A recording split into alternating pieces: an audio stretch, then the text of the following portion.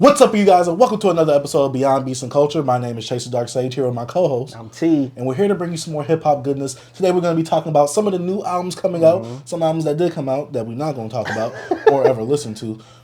We also have a discussion of Cardi B. Did she start the BBL era? And we have a lot of anniversary reviews. I talk about Ian and Atavista. But before we get into any of that, how have you been since the last pod? B. Been amazing. Son had a little performance at a graduation. Oh, he graduated? Bro, nah, he didn't graduate. It's up the class before, above him. Graduated, but they performed. After he performed, I got up out of there. After them other kids. I was like, hey, my boy did his thing. Let's go. What about you, B? Yeah, I've been all right, man. I just been only jamming the albums that we were supposed to listen to, plus the new Rhapsody album. Good album overall. I enjoyed it. I got to give it a few more listens, but I give it so far 4 out of 5. I'll talk about it maybe a little bit more in the what we've been jamming section. Somebody on Twitter said that the Mac Homie album and the Rhapsody album is the same album. I was like, oh, I'm about to check it out. Dang, I thought about listening to that Mac Homie. I saw the cover. Then I just saw like the usual people on hip hop Twitter just hyping it up too much. Yeah.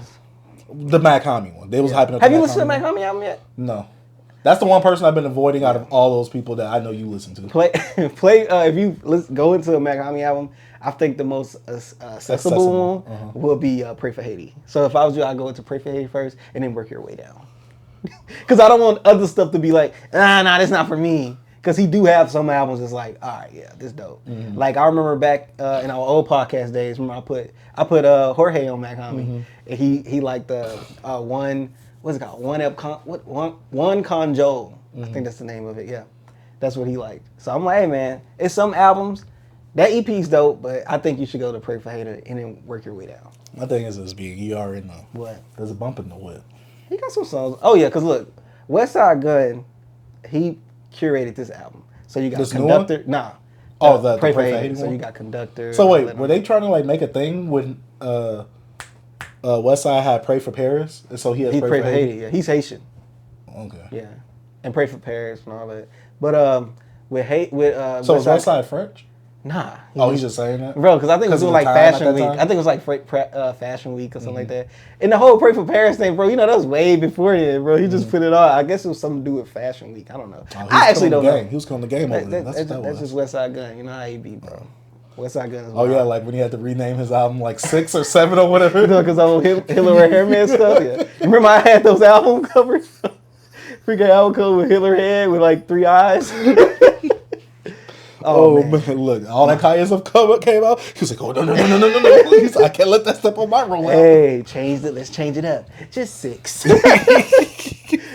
Oh man. God. But since this is the intro of the podcast, what have you been jamming since the last episode? Hey, like you, I haven't jammed much, but one album I've been going back to is Jay-Z, The Blueprint. And I know we got some new, younger guys that's getting more into hip hop and going back. So one album I recommend you guys to go back to, if it's some guys that haven't listened to this album, or even deep dive into Jay-Z discography, because I know a lot of people are like, man, he old, or like, I don't want to go all back.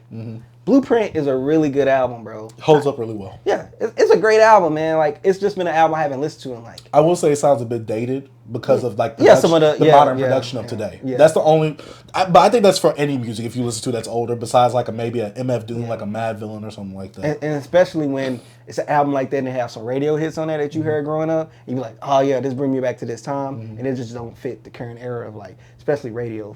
Music. There's some corn on there, like girls. I still love girls. It's alright, but me, I'm like, Change Clothes still a bop though. No, I like every other song, but girls. I skip. That's the one skip I have on that album. What about the Redux? The second version of Girls. I don't want to hear neither one. Yeah, that one's not good. I don't like that production on there. But hey, I'm just saying, girls, I do adore. Come on, man, you sleep. I think it's the hook that really kills it for me. Girls. And then Rod Wave recently redid it. Nah. On his latest album, Nostalgia. I forgot the name. Turks and Caicos. That's the name of the song. Yeah, Rod Wave only know one song from him, Hard on Ice. That song is hard. Yeah, that's the only song I keep in my playlist. But if you guys haven't played or listened to Jay-Z Blueprint, check that album out, man. What's so crazy about it also is has Takeover on it, second track. So we in a beef era, we in the midst of like a beef kind of slimmering down, but still a beef in there, you know what I'm saying? And this was one of like the other biggest beefs that ever happened in hip hop. I think this might be the second biggest outside of anything with Drake. You don't think it's the third with Biggie and Tupac? I still think that's okay. top 2. That's a big because they both died. Yeah, okay, I'll give it that one. And then also do it a time like Pac was like top 5 and Biggie was top 5. You know, they was like up there. They wasn't the biggest artists. I think at the time you would consider Snoop Dogg. So which one would you think is bigger, Kendrick versus Drake? Oh, Kendrick versus Drake. Oh, okay. Much bigger. What's more? What's the word? Infamous, I guess. Or iconic. Iconic, probably with Biggie and Pac. And it sucks that both of them, you know, they demise. But yeah, crazy. But we get into it. Pac didn't die because of Biggie. Yeah. Like, yeah, but. Yeah, he died of that Don Illuminati. Machiavelli. Oh my God. Tinfoil time. Hey, check out Blueprint. Wonderful album. It's a top 20 hip hop album of all times. What you think? Top 20? It's for sure top 50, so I'm not going to argue that. We might have to do a separate video talking about. Oh yeah, we still have to put out the top 10 albums of 2020s. Yeah. Even though some albums might be taking over that in the next coming months. I don't know. I'm not going to promise anything. Right. But yeah, we got to put that one out soon. We got some stuff in the tuck. I'll just say that. Anything you listen to besides the albums we're going to review today? Oh yeah. First of all, I got to talk about your favorite rapper, Summers. What we didn't have. I listened to his latest project. This is the worst thing I've heard this whole year. Yeah, okay. What you're we speaking didn't my have, language.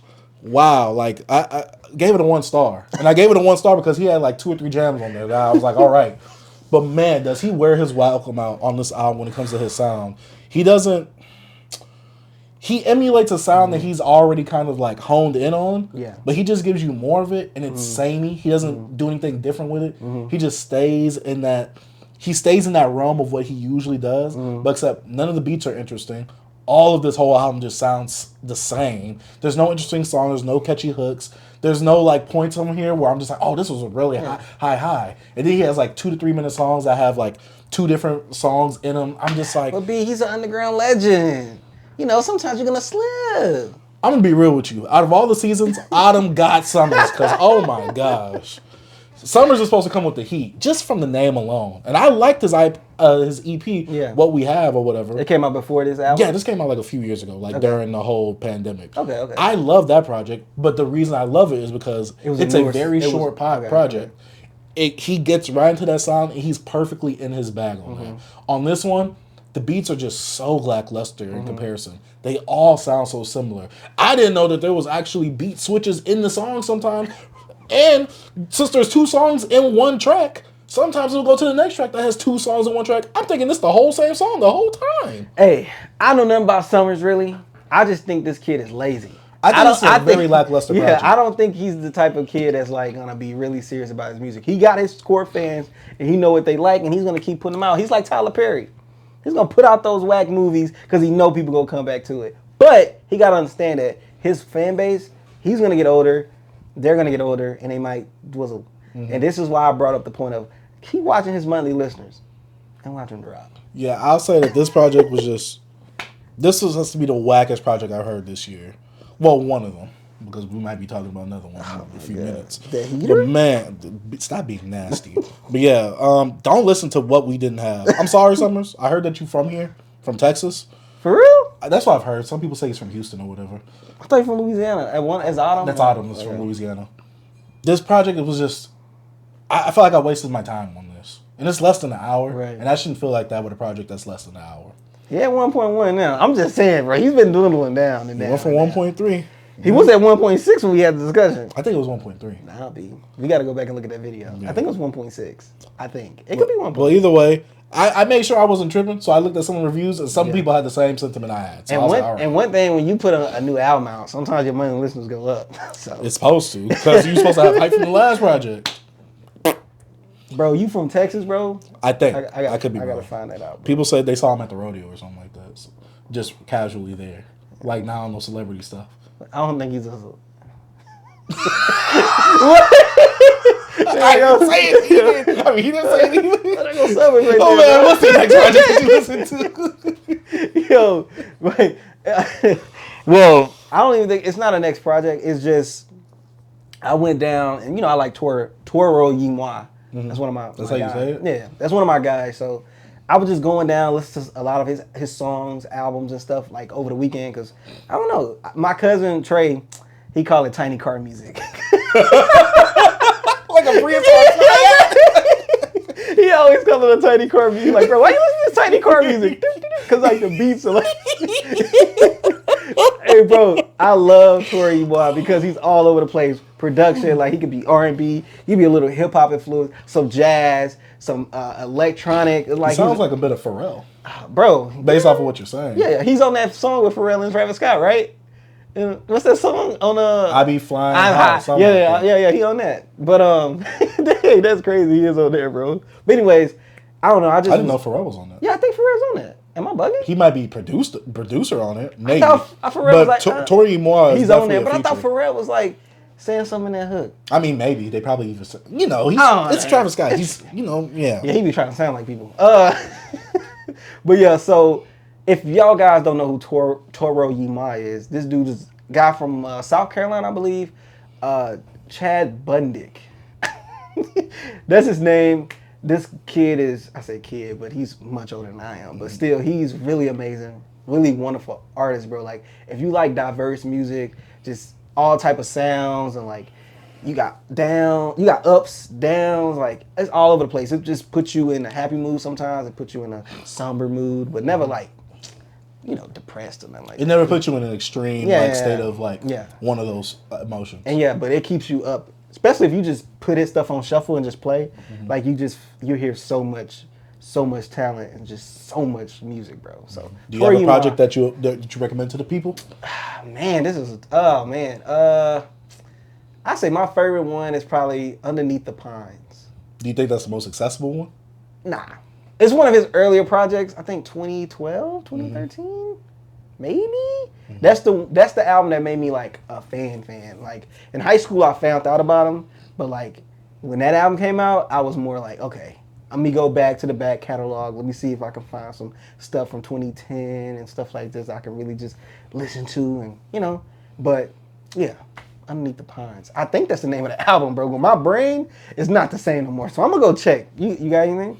Oh yeah, I listened to Baby Keem. I went a bit back. Oh, you listened to? I listened to Die For My B. Heater. I like it, but I don't like it more than the Melodic Blue. Oh, you don't? I think the Melodic Blue is just a lot more dynamic, but that's not to say that this album is bad. I just think in comparison, the Melodic Blue has a good amount of an edge on Die For My B. But Die For My B, if you like Melodic Blue, you'll definitely like Die For My B. I really enjoyed it. I just think that I think Melodic Blue just has a bit more range and dynamic, points in it. That I'm just like, all right, I really do like this. But I do see where Baby Keem elevated his sound from Die For My B to that. But it's still a great project. There's no misses on Die For My B. Hey, you're not my bro. You're not my... Hey, bro, you bugging, bro. That's crazy. You need more listens, bro. But the Melodic Blue is much better. Nah. Come on, B. Bro, I listened to Melodic Blue and I was like, that's all right. Baby, you bugging, bro. You got to go back to that. Maybe it's because I listened to that first. Yeah. Nah, that Die For My... Melodic Blue is heat. Everybody say, hold on, where do you go? O's in the whip. Hold on, that's the beats on there is just insane, bro. But you don't like more. I don't know. To me, Die For My B has a Range Rover Brothers and all that stuff is. I love Range Rover Brothers, especially the beat switch. Yeah, it's cool. Not the Kendrick part, even though I do like that part too. But it's just Die For My B is. I think to me, the Melodic Blue really just hits what Baby Keem is. It's good. To me, it just feels like mixtape Baby Keem. That boy said Baby Keem ain't no version. I just fucked up. Bro, he be wildin' on there, bro. Bro said, bro, Baby Keem is fire, bro. That's my guy. I'm going back to listen to that, but I might pull off in a lot with that. I say that every episode. Sometimes I call my girl. Like, dang, I'm supposed to listen to this. Boy be lying for the camera. Boy be off the pod juice. That's what I start calling. Boy be podding. Boy just podding, bro. Oh my God. You got anything else? Oh man. I was playing some Duke Ellington over the weekend as well. Boy, who the heck is that? You don't know who Duke Ellington is? Probably not by name. Or I gotta see him. Old jazz musician, bro. Yeah. But no, but look, I went back and listened to Rock Marciano Reloaded. This album is amazing. It's like a classic, especially underground classic. I just went back and listened to that, bro. It just, that album, what it did and what it, for the underground culture at that time, you had all these guys just come up, like the West Side Guns and the whole Griselda thing is just like, it stemmed all this from this project right here. You can either say this, Rosebud or whatever. No, Marsburg. Was it Marsburg? Bro, see, my brain is not the same anymore. Anyways, but Reloaded, amazing project from Rock Marciano. I recommend you to check it out since you played, how many, 2 of his albums so far? I played the Elephant Man's Bones. Yeah, and Martiology. Yeah. I say go back to this. This is one of his, this is one of his top 3 projects right here.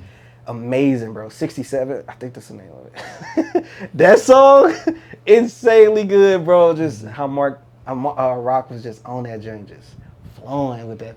You know how he raps, bro. And this is young, him younger. Like like I said, his voice not the same as it is now. Because now his voice is more like he said, he started eating. He ate a lot to have like a mafioso like tone. You know what I mean? So he had to bulk up. I can definitely see the Raekwon inspiration. Yeah, so I say check that album out, especially if you're a fan of like a Zelda and all that, the movement that been going on for the last 10 years. You know what I'm saying?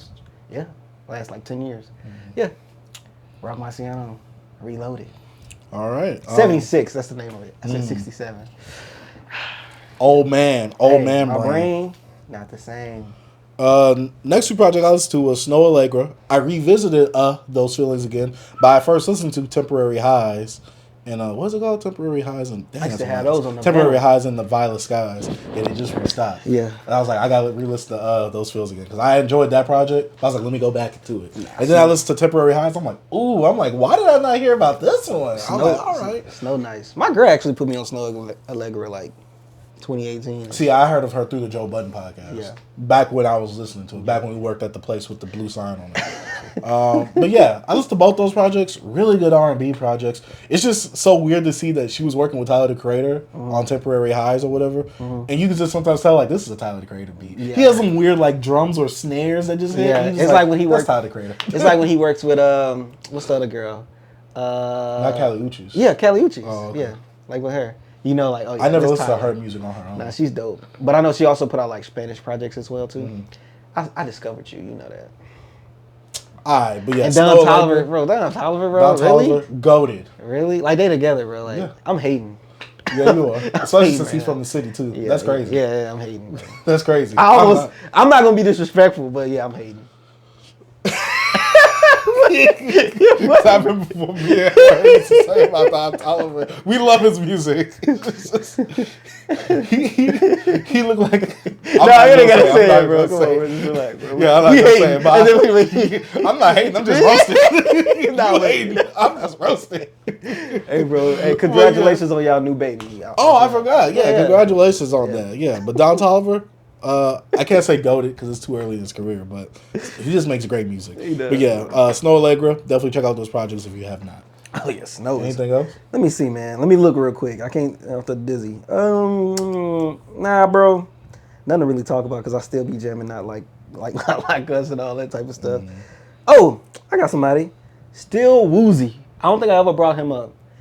R&B-ish, little awkward guy. Beats is like the production he sings off of is like bubbly. Like I think that's how I can describe it. Like it's like weird beats, bro. Anyways, you ever listen to like Mark Ayers? Sounds familiar, but I don't think so. He's kind of like him, a little more like not experimental, but his beats are more like awkward. I don't know. I don't know. I don't even know how to describe these beats. Anyways, he has some pretty good singles. Really, he put out a project as well. I played it, but it was like, okay, I probably have to listen to a little more. I'm not going to recommend that project, but he has some good songs I say check out. Like, you can just listen to his top 5. His name's Still Woozy. Yeah, Still Woozy, how it's spelled. Still Woozy, Woozy. Check him out. White kid, singer, pretty dope. Come on, white people on the BBC pod. That's crazy. Always, bro. I'm always diversifying. I diversify my portfolio. Oh, my God. Hey. I almost said something else, but I ain't gonna say it. Next project I listened to, The Biggest. It's an EP by Big X The Plug. He's from Dallas. Oh yeah, he made that one big song. Texas, I'm from Texas. Yeah. Hell yeah. This has to be like. You gonna talk about it? This has to be one of like the top 5 worst projects I heard this year. I'm not gonna cap. I get the appeal, but yeah, it just does nothing for me. Like just mainstream hip hop like this, Moneybagg Yo, NBA YoungBoy. it does nothing for me no more. Like, to me, there's no, like, diversity among them all. They all could fit on the same beat. They all rap the goddamn same. He can fit on that beat? Oh, dang near. The first time I saw him, bro, I started exercising. You know what I was confusing with? Finesse 2 Times. They sound so similar. Yeah. He from Memphis as well. Probably, yeah, I think so. But yeah, it's like, you know, just mainstream rappers are so stale. And Is I want to he support him. mainstream? I mean, he has a lot of, subscribers, but listeners. On Yeah, Spotify. especially when it comes to that I'm from He has Texas a big song. Not the I'm from Texas song. He got another big That's not song? Nah, I don't know, bro. That's the only song I know. He had a big song on. Basically, if you have a big song on the playlist, this is going to take over. But if you have a big song that blows up on TikTok. Yeah, all I know is I'm from Texas. Let me see. It's his most streamed song. It's 134 million. I think so. I don't know. I just made up some, bro. It has some like old 70s, 80s pop sample in kid, there. I don't know. It's one of them, but yeah, I heard Do it. your thing, Big Plug X. Yeah, I'm not hating. It's not for me. I'll say that. I get the appeal. This will appeal to mainstream, casual listeners. But for people who like really listen to hip hop like that, to me, there's better quality like mainstream trap music. It's like, to me, this is like very low quality, under the bar. Very. I can't even say this is very subpar. This is just. And it's not good. It sucks. He from the city, man. I know. So that's why I want to support, but it's like. Also, I can't. But there's also someone from the city that I don't want to support. So. Yeah. Is he actually from the city though? I heard he's from Galveston. Yeah. I mean Galveston. But let's keep But next project I listened to was Rhapsody's "Please Don't Cry." I gave this project about a 3.5 out of 5 stars. Off of first listen, I think this was a really good project. It has the introspection in there. If you like Kendrick Lamar, obviously you'll like a Rhapsody. Especially for the people who don't really know her. And she hasn't really been in the limelight like she should have. Especially I think she's the best female MC living right now. You think so? I don't know. I think Jean Grey. You know who Jean Grey is? Yeah. Okay. I see what you. I guess to me is like when I count someone as GOAT, kind of like a Jay-Z or a Drake. They're accessible for people. Yeah, well. Rhapsody is probably more accessible. She's way more accessible. So it's accessible, but she also has deeper. Kind of like a Kendrick. Yeah. Accessible, lyrical, high ability. So I get what you mean. Yeah. Let me rephrase that. Yeah. She's one of the better female MCs, even though I think she's still like the best one I say she up in terms of like, accessibility. But still Jean Grey, I wish she put out more music, man. But I went back and listened to her husband put an album out together like in what was it 2018 when they put that out. Her and Quelle Chris buried. I didn't know that. And bro, Nero said her husband like that's just a random somebody. No, that's the foot. It's a joke. They're like. Oh, like it's Jean Grey's husband. Like he even makes the joke. Like everybody just like, oh, she put out a new album with her husband. It's like Quelle Chris, but like she was on that joint. She was on that joint rapping, bro. Like we need more Jean Grey, but like man, that girl is dope. Do you feel like female MCs are slept on, especially at a high caliber like those two? Oh, most definitely. Like bro, I feel like look at what's mainstream versus that. Yeah, when it comes when it comes to like lyricism and women actually speaking, like bro. I'm going to break this down. This might sound misogynistic, but it's true. What do men really care about from women?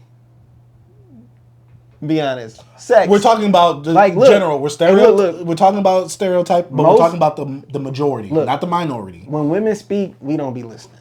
But when they start talking about sex, we all ears. Well, not anymore. But maybe that's because they wore it out. Though. Most. Oh, yeah. So that's what I'm saying. That sex sells. Especially nobody want to hear no woman speaking on some, black women. But also, do you think a lot of men listen to the women that do? No, what we do is. You talking about general? I thought you was talking about just specifically hip hop. No, I'm talking about most. I'm putting it in the way of like breaking it down, like sea level to like people to understand what I mean. Okay, when it comes to like women, like nobody look up to like the freaking woman that's a freaking scholar. They don't look up to that woman. They don't look up to the educational woman, but like most women looking at the girl that's the hot girl summer and all this. Yeah, Meg graduated college. That's cool. But nobody cares about that. They was worried about your hot girl summer stuff. That's what I'm saying. Like they want to see the girls, most men too, because sex sells. We want to see the twerking. We complain about it, but it's us that enables it.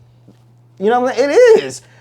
You see, I saw the video of Megan Thee Stallion walking. You can see that? I know. Click. Like. No. Like. Report. Like. Get this heathen off my timeline. No. Like. I'm saying, this is what men are, bro. Like, we enable that. Even though we try to talk down on them, bro, if it weren't for us, they probably would be in that spotlight. We just got to be honest. That's what I'm saying. We like that. I think because of men, they are in that spotlight, but also women are helping carry or push that torch too when it comes to the actual content that they're focusing Yeah, on. because you gotta act like men are playing these songs too. Because a lot of these men are like DJs playing this in the club. Oh, okay. That's how a lot of monthly listeners. Because a lot of people just got their stuff hooked up to their Spotify's and stuff like that, bro. We play this stuff because we know what the girls like. They like to hear this type of stuff, bro. Come on, man. You don't think just a regular straight man just listen to Meg Thee Stallion? Maybe. It's some people out there. I tried. It's some people out there. But me, I saw her last project, but I can't. I prefer, like, just overall, not even just for women. I just prefer, like, thought-provoking music. It's mostly, like, I say, 60 to 75% of my listening is something that makes me think, pretty much. So I would prefer to listen to a rap CD. Maybe a Shay Noir. Maybe Jean Grey. You know what I'm saying? That's why I prefer my lane. You know, Lauryn Hill, stuff like that. Mm-hmm. I'm not for to play no Megan Thee Stallion or Cardi B. Mm-hmm. But I'm saying most people are. Yeah. That's what I'm saying. Like, sex sells. Hey, so you saying that Kendrick Lamar was right and they pacify the people? Yeah. You know, I was saying most people if you get to the level of what Drake is, you're gonna make that type of music because you're gonna be accessible to everybody. Mm-hmm. Like look at it's like thinking of Prince and Michael Jackson. Like Michael Jackson made more accessible music to people. Like it was great music. You say what? Better than Prince? I never listened to Prince. Yeah. I'm just Prince. The only reason I respect Prince is because Rocky throws him in JoJo's a lot. Man, Prince is amazing, man. Yeah, I didn't even know what Paisley Park was until JoJo's. Yeah, you need to listen to more Prince, B. No, I just need to listen to it in general. I've tried it. I was like, I never listened to a full album. I've heard songs here and there. But Rocky, you're goated for because it just never. I don't know. I just can't get down on Prince's voice like that. And I think it's weird. Like his music just sounds weird to me.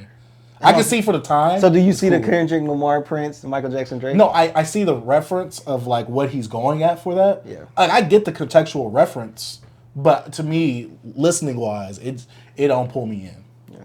I would rather listen to a Michael Jackson, like I'd rather listen to a Drake, than over a Prince, even though Kendrick Lamar, even though I really wouldn't make that comparison. I get the comparison. I don't like it because it's not 1-to-1, but I don't think it's meant to be 1-to-1. Yeah. I just feel like you can have the same critiques because like you don't like Kendrick's voice.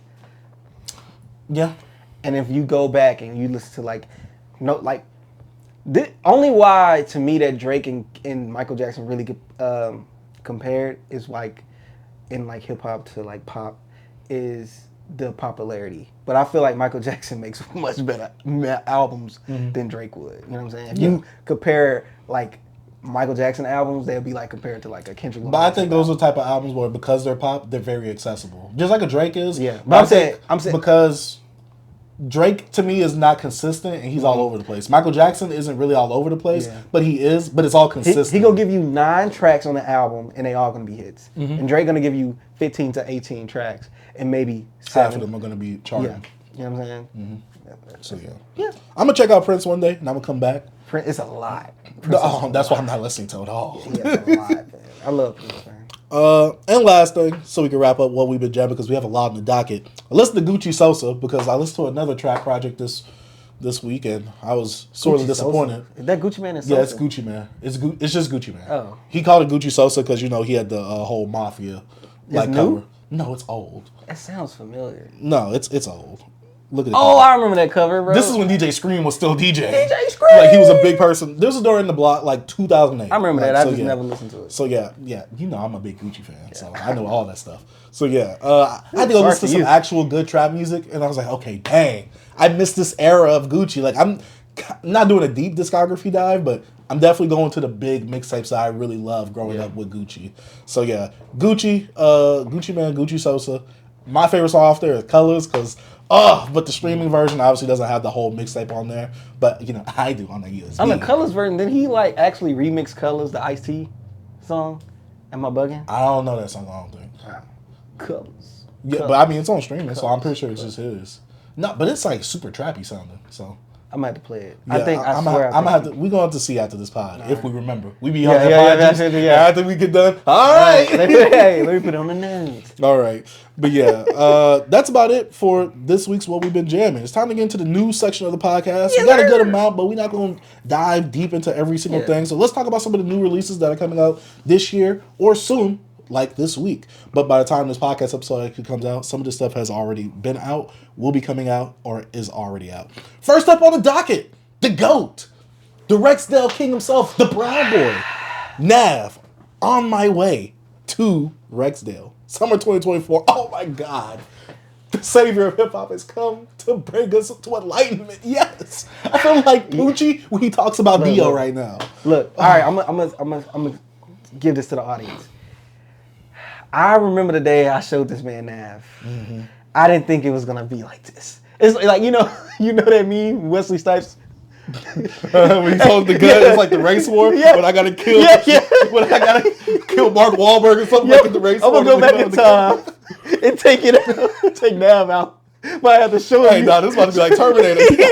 You just gonna see a whole bunch of Navs and me creating all the T-98s. He hacking, wanted them to go back in time to stop me. But I ain't gonna lie, like early Nav, I liked them, but I still like some Navs verses, you know. I'm gonna rock that radio bands, but I got the hands. You know what I'm saying? He still got some stuff, bro. Like quotables, bro. But yeah, go into your Nav field, bro. So my thing is this, right? The last two Nav projects, last 2 to 3, were kind of disappointing for me. Yeah. I did like the one that he had with, who was it, Wheezy? Whoever he had the Summer Tsunami with, whatever, or Tsunami. He did a whole project with Wheezy? He did, yeah, it was Wheezy. Wheezy out here. He did a whole project with him. This was like during the whole pandemic. You think Gunna gonna pop up on this album? Most definitely. Because I don't think Nav gonna go into the politics. I don't think, did he have a relationship like that with Thug? Yeah, I know they had songs together, right?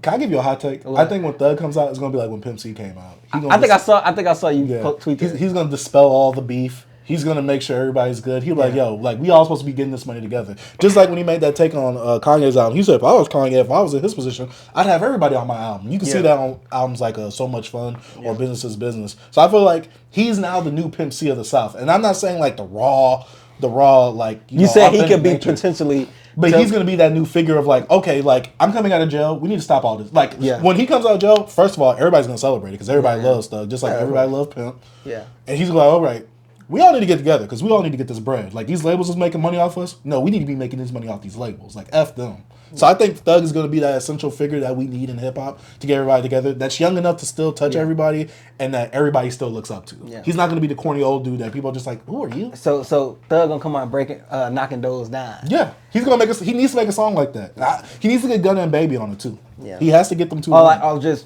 talk about them. Yeah. But he's going to be like when he said when Zero and Zero slipped up, y'all still bullish. But even though when he said Paul Wall and Cooper still ain't talking or something like that. He's going to be that figure. Yeah. But, you know, when it comes to Nav, I didn't like his last 2 to 3 projects. Yeah. It's the one with Brown Boy or Good Intentions, Bad Intentions, whatever it's called.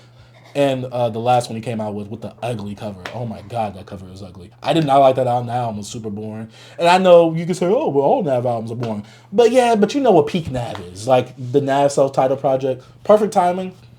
But I love it. Perfect Timing, yeah. Look at the diamonds, yeah. Reckless and Bad Habits, phenomenal Nav projects with a good amount of variation from Nav. Him trying to play with his vocal inflections when he's on the songs. I'm not saying he's the greatest like a Young Thug, but at least you can see him trying to change it up and not be as monotone as he usually was in his earlier projects. I remember I thought Nav was Somalian. That's why I was like, he was a brown boy. I was like, remember, because I was like, he's saying the N-word. I'm like, all right, he could get it off. I thought, you know, he's Africanized. No, bro was a brown boy for real. I gotta stop. All right. But yeah, Nav, I'm hoping that since you've had such a huge break in music, that you come with something, I can't even say really different, something a bit more cohesive, something that's just sounding good. And I just hope that the length of the album itself isn't When was his long. last release? 2019, 2020? What? His last release, because I know he had like a deluxe version, I think, that came out of it as well. But, dang, my Wi-Fi is tripping right now. The last release he had was in 2022, and then he had a bonus version. Oh, it's only 55 minutes. Yeah, no. Dang, he put out something in 2022? Yeah. Dang, Nav. Yeah, it didn't need to be here, though. Dang. Yeah. Emergency Tsunami, that's what it was. And I think it was with Weezy. Yeah, it was with Weezy that produced the whole thing. But now you said that one's good? It's cool. Like, if you like that production, then yeah. But to me, it's not something I run back to. Weezy out of here.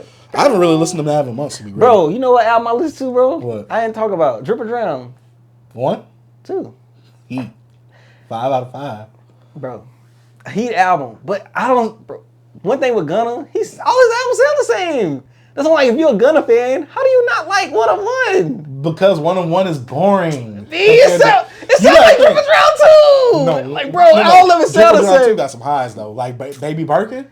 No lie, bro. Nah. Baby Birkin. One of one first 6 is better than most of anything on Drip. All right, man. Next project that came out. Yeah, I'm a Gunna fan, B. I'm telling you, bro. See, that's where his bias comes. Bro, no, it's not a bias.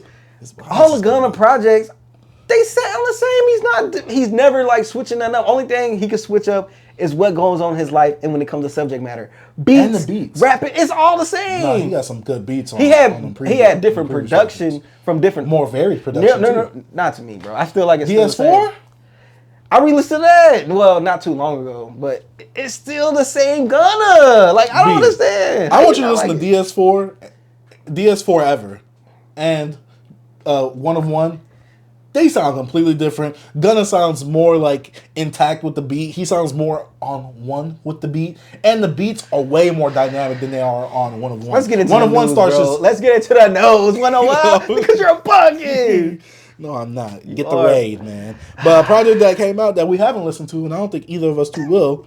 No offense to you. A Boogie with the Hoodie. Better Off Alone. May 17th. I think he should change his name. Like, that name's it's too whack. long. I think it should just be A Boogie. Yeah, he need like a rebrand. I think he need a rebrand, need a refresh, like reintroduce himself to us because I haven't listened to his new project, but I just want like, I feel like it's the point where his name sucks. Let's be honest. Yeah. You're a grown man now. You got you got a too family now, bro. I think you need a rebrand. That's a whole phrase. A Boogie with the Hoodie. Because he said that's what they used to call him. You know, it was different at the time though. But I'm saying now, bro, come on. Just A Boogie. Yeah. No, he can't be Boogie. No, that's why I said A Boogie. You got Boogie. Yeah. Yeah, so just A Boogie. A Boogie. Come on, man. We don't need the with the hoodie. That's the only thing Because if I don't see you with the hoodie, then what? Yeah, he don't even rock the hoodie no more. I think he did on the cover. That's it. He probably did on the cover, but like when I saw you with your during the summer, you when I see you with your family at Disney World, you don't got a hoodie on. So I'm just saying, bro. I just think he need to I think he need to reintroduce himself because like at this point he is like nobody, bro. He's not that present. He's not that present. I feel like he need to come with like a hit song. You know, I know you got connections. I think he could. I just think he need to get with the right producer. Get with somebody hot. You know, but I know how the industry is. They like, you know, they probably won't pick up that phone call no more. But because he's not as hot. You know what I'm saying? So, but I don't know. I think you need to do something, bro. But like, I know we're not talking about the album, but I'm just talking about your brand. I think you need to switch it up. Yeah. That's all I'm going to say. All right. But let's talk about something that I know both of us are going to be checking out. What? Vince Staples, Dark Times, May 24th. B, are you excited for this? This one I could say I'm really excited for because I've been a Vince Staples fan since I first heard him on the Odd Future projects and stuff back in the day. And I listen to everything he do, and I'm always excited when he drops something, especially his last few albums. Really big fans of. Always ended up in my top #1 albums each year he put out. Them was my most played albums because straight to the point, really good beats. Vince really good rapping.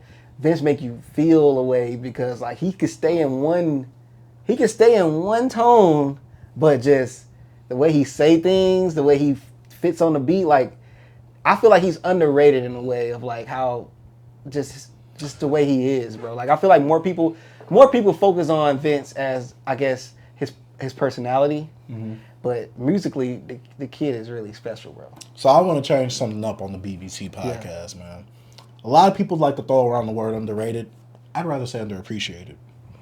Because let's be real, when we see a Vince Staples project, we rating it high. Yeah. Who's not rating it high that's listened to it? But I think that a lot of people don't really appreciate what he's done for the culture or musically.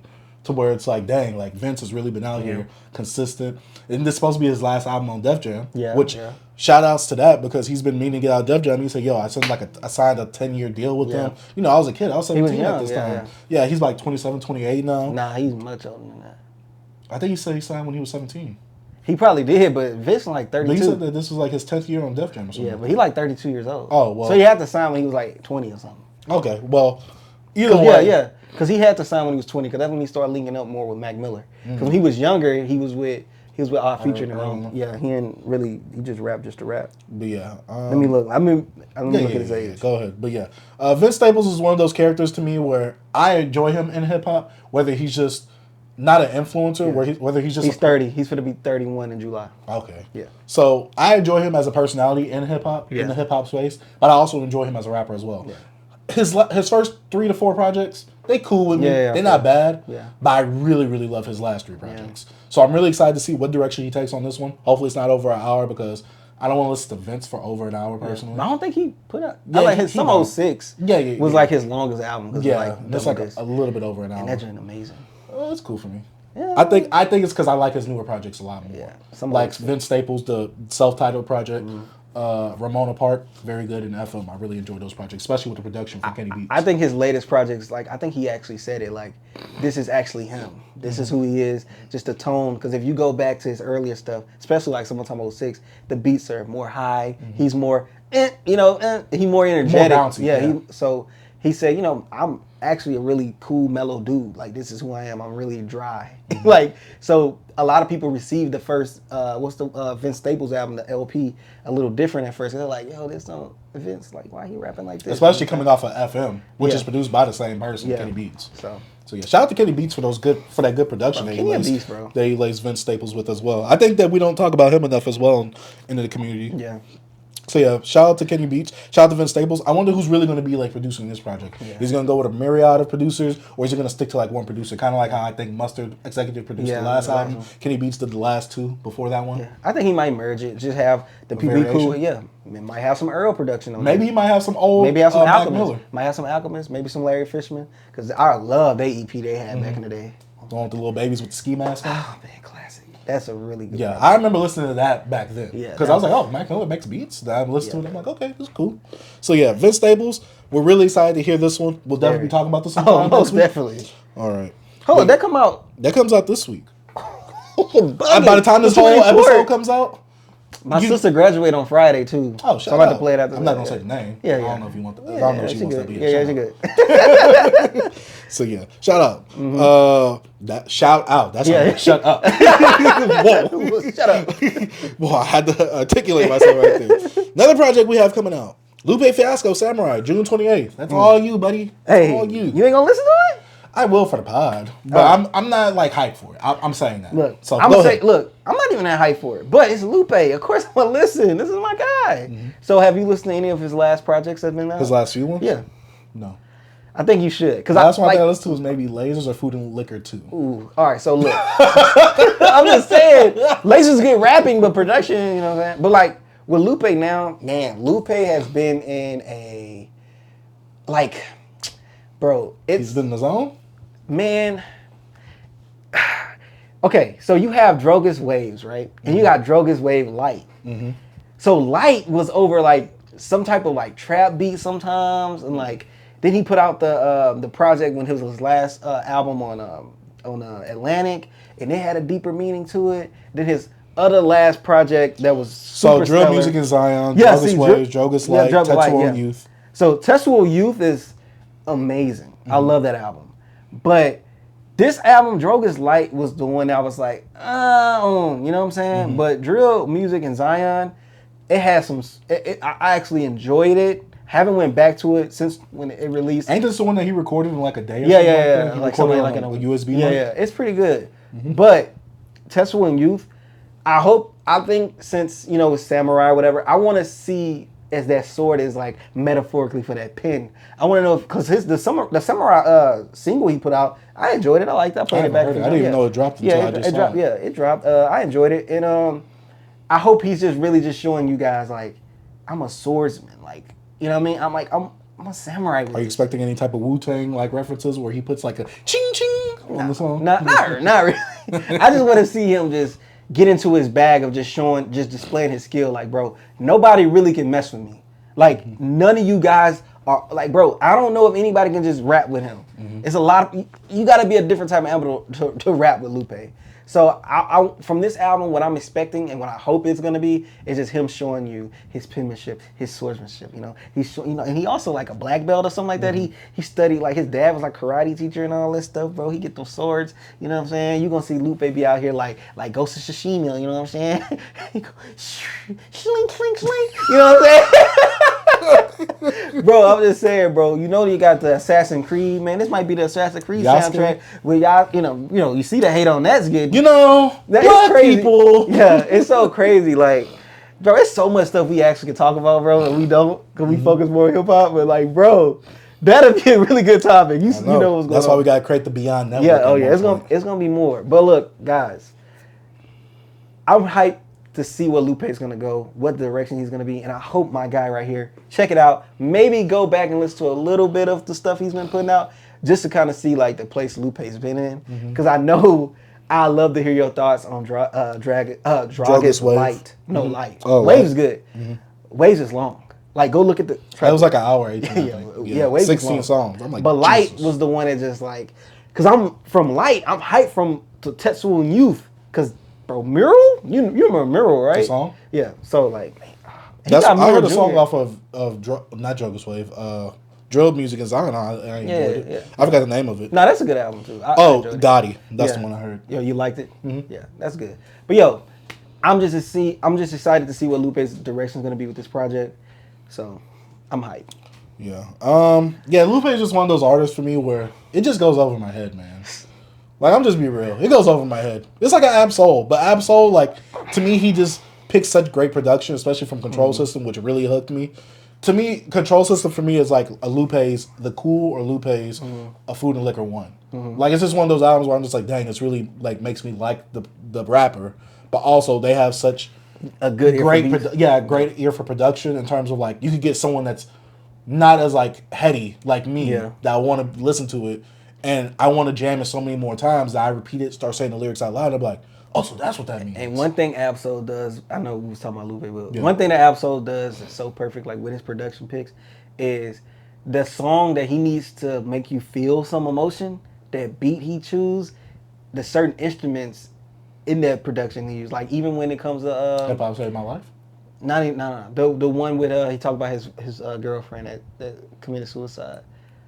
Oh my God! It's on Control Systems. You talking about Ab-Soul? Ab-Soul, I'm going to Lupe. I like Hip Hop Saved My Life. Yeah, that's Lupe. Off of The Cool. Hip Hop and Saved My Life. I forgot. But I'm saying Ab-Soul, like even off his newest album, like bro, he could choose a beat where he want to spill out his guts and just in that production he choose, bro, is just perfect, and it affects that emotion, because that's what music and notes and different sounds and instruments do to you. It affects you in a certain way, and I feel like he chose perfect songs, perfect production to lay them lyrics to, bro. Oh man. Yeah, I guess my thing is like with Lupe, from some of the stuff I've heard, I just don't really like the production like that. Yeah. So that's what scares me the most going into it. Because for me to want to listen to a project multiple times and it not be a drag, it has to have good production as well. Like, I don't want you out-rapping the beat. To me, that's one of the problems I have with Nas, who was one of my favorite rappers. Sometimes I'm like, man, I got to go back to that album. I'm like, that album kind of got some iffy production on it. He be spitting, but it still got some iffy production. And you got to ride the beat in order to rap on it. So I'm just like, That's one thing about you, bro. I got to have good production. Yeah. But it also has to match. I need them.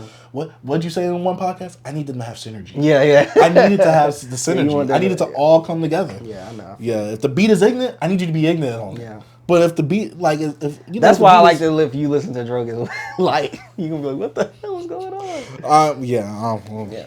But speaking of something that I know will have the perfect synergy, Freddie Gibbs and Madlib announced Montana's up next. They are on their 10-year anniversary tour of Pinata, aka Tenyatta, and they said this at one of their shows. God dang it, I'm hyped. Yeah. I'm hyped. This is what I need in my life. After I listen to this, I could die a peaceful man. Nah, you need more, B. Because what if they put out something else? They're like, yo. No, I don't want them to. Don't mess up the trilogy. Don't mess up the trilogy. This is like Sam Raimi with his trilogy. I don't need you to mess it up. Yeah, he messed it up, bro. Well, Sony messed it up. Hey, goated. Goated. That's goated. Hey, but yeah, Montana up next. I need that project. If you guys don't know, if you're a first-time viewer, Pinata is one of my favorite projects of all time. Freddie Gibbs is one of my favorite rappers of all time. Pinata, Bandana, goated projects for me. I love these two whenever they get together. I just want to see what they're going to cook up and what's going to be different. Because in my head, I'm thinking Bandana was going to be just Pinata too. Completely something different. So I'm really expecting something completely different. Or maybe something in the middle between Pinata and Bandana put together. Did Madlib say he make all the beats on the iPad? Yeah. I loved it. I was like, yes. See, back then, he used to just put them on CD and just give them out to the rappers. Go to the room, give them the CD, let them work with it, let them cook. On an iPad? I need to see you make this whole album on your phone now. In fact, I need to see you old school, high school style. Pen, pencil, beat on the table. Make the beats like that. I want Madlib to get that. I need him to have his instruments. I want him to actually get in his soulful bag, man. I want him to go back to the Pinata type of, not the sound, but just the style. Yeah, man. Oh my God. I enjoy both, of course. and Pinata, but I also do not want the exact same thing that I got from both of those projects on this one. Obviously, I'm gonna get the Coca-Cola raps. Yeah. I'm gonna get those raps. I'm gonna get the You thug get that raps. Freddie Kane. Freddie is gonna come and perform. Hopefully, I hope he's not on no BS. But usually Freddie isn't with these last few runs ever since Pinata and up. Madlib, I know you're gonna perform as well. I just need you two to have that great synergy. I want y'all to both be in the lab at the same time. I don't want you sending Freddie beats over an email. Yeah. I don't want you mailing him a CD. You want them in the studio together? Yes, I need them in the studio together. Y'all on tour together. God dang it, get in that studio together. I need that. What was Freddie's last album? Soul Separately. What do you think about that? Like, to me, it's a mid project for Freddie. Yeah. It's not bad, but it's also not good when you have albums like Pinata, Alfredo, Bandana, or just a project like You Only Live Twice. Yeah. It's not as good as any of those projects. To me, it's in that range of it's better than something like a BFK. Yeah. Maybe better than A Cold Day in Hell. Yeah. It's not a bad offensive project. It's a project I listened to 2 or 3 times. It definitely got some slappers on there. It even has a song produced by Madlib on there. I think it's really Freddie's like... It's his major label debut. Yeah, but you know when Freddie do like, he put out that Alchemist, he put out this, was it Andretti, or whatever, then he'll drop like Freddie.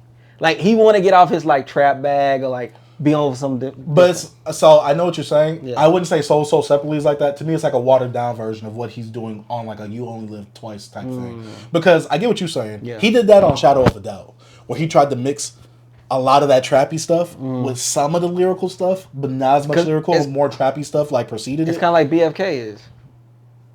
No, BFK is like, to me, it goes all the way there in points. I'm just like... No, I'm just saying like, it does, me, but I'm saying it has highlights of the lyrical stuff. Yeah, that's what I'm saying. It's very few in between. Yeah, I know, but I'm just saying, like, it's more, like you're saying, I know it's more of that on BFK, but I'm like, those are those projects when he have his trap stuff, and then he has his, like, Static Selector beats or his Alchemist and stuff like that. If I had to rank them, like a BFK or Shadow of a Doubt and Soul Separately, to me, BFK is more towards the trappy side, while Soul Separately is more towards the lyrical, You Only Live Twice type of bag. Because we had that song like the Bleachers, that Amnesia song off of You Only Live Twice. Yeah. To me, there's songs, that album and Soul Separately, his latest project, to me, those projects are more adjacent than a Freddie and a BFK. Yeah. You get what I'm saying? Yeah, I know. Like, Freddie more trap. Like I told you, ever since the Pinata, he puts a lot more lyricism in his raps ever since the whole Pinata since then.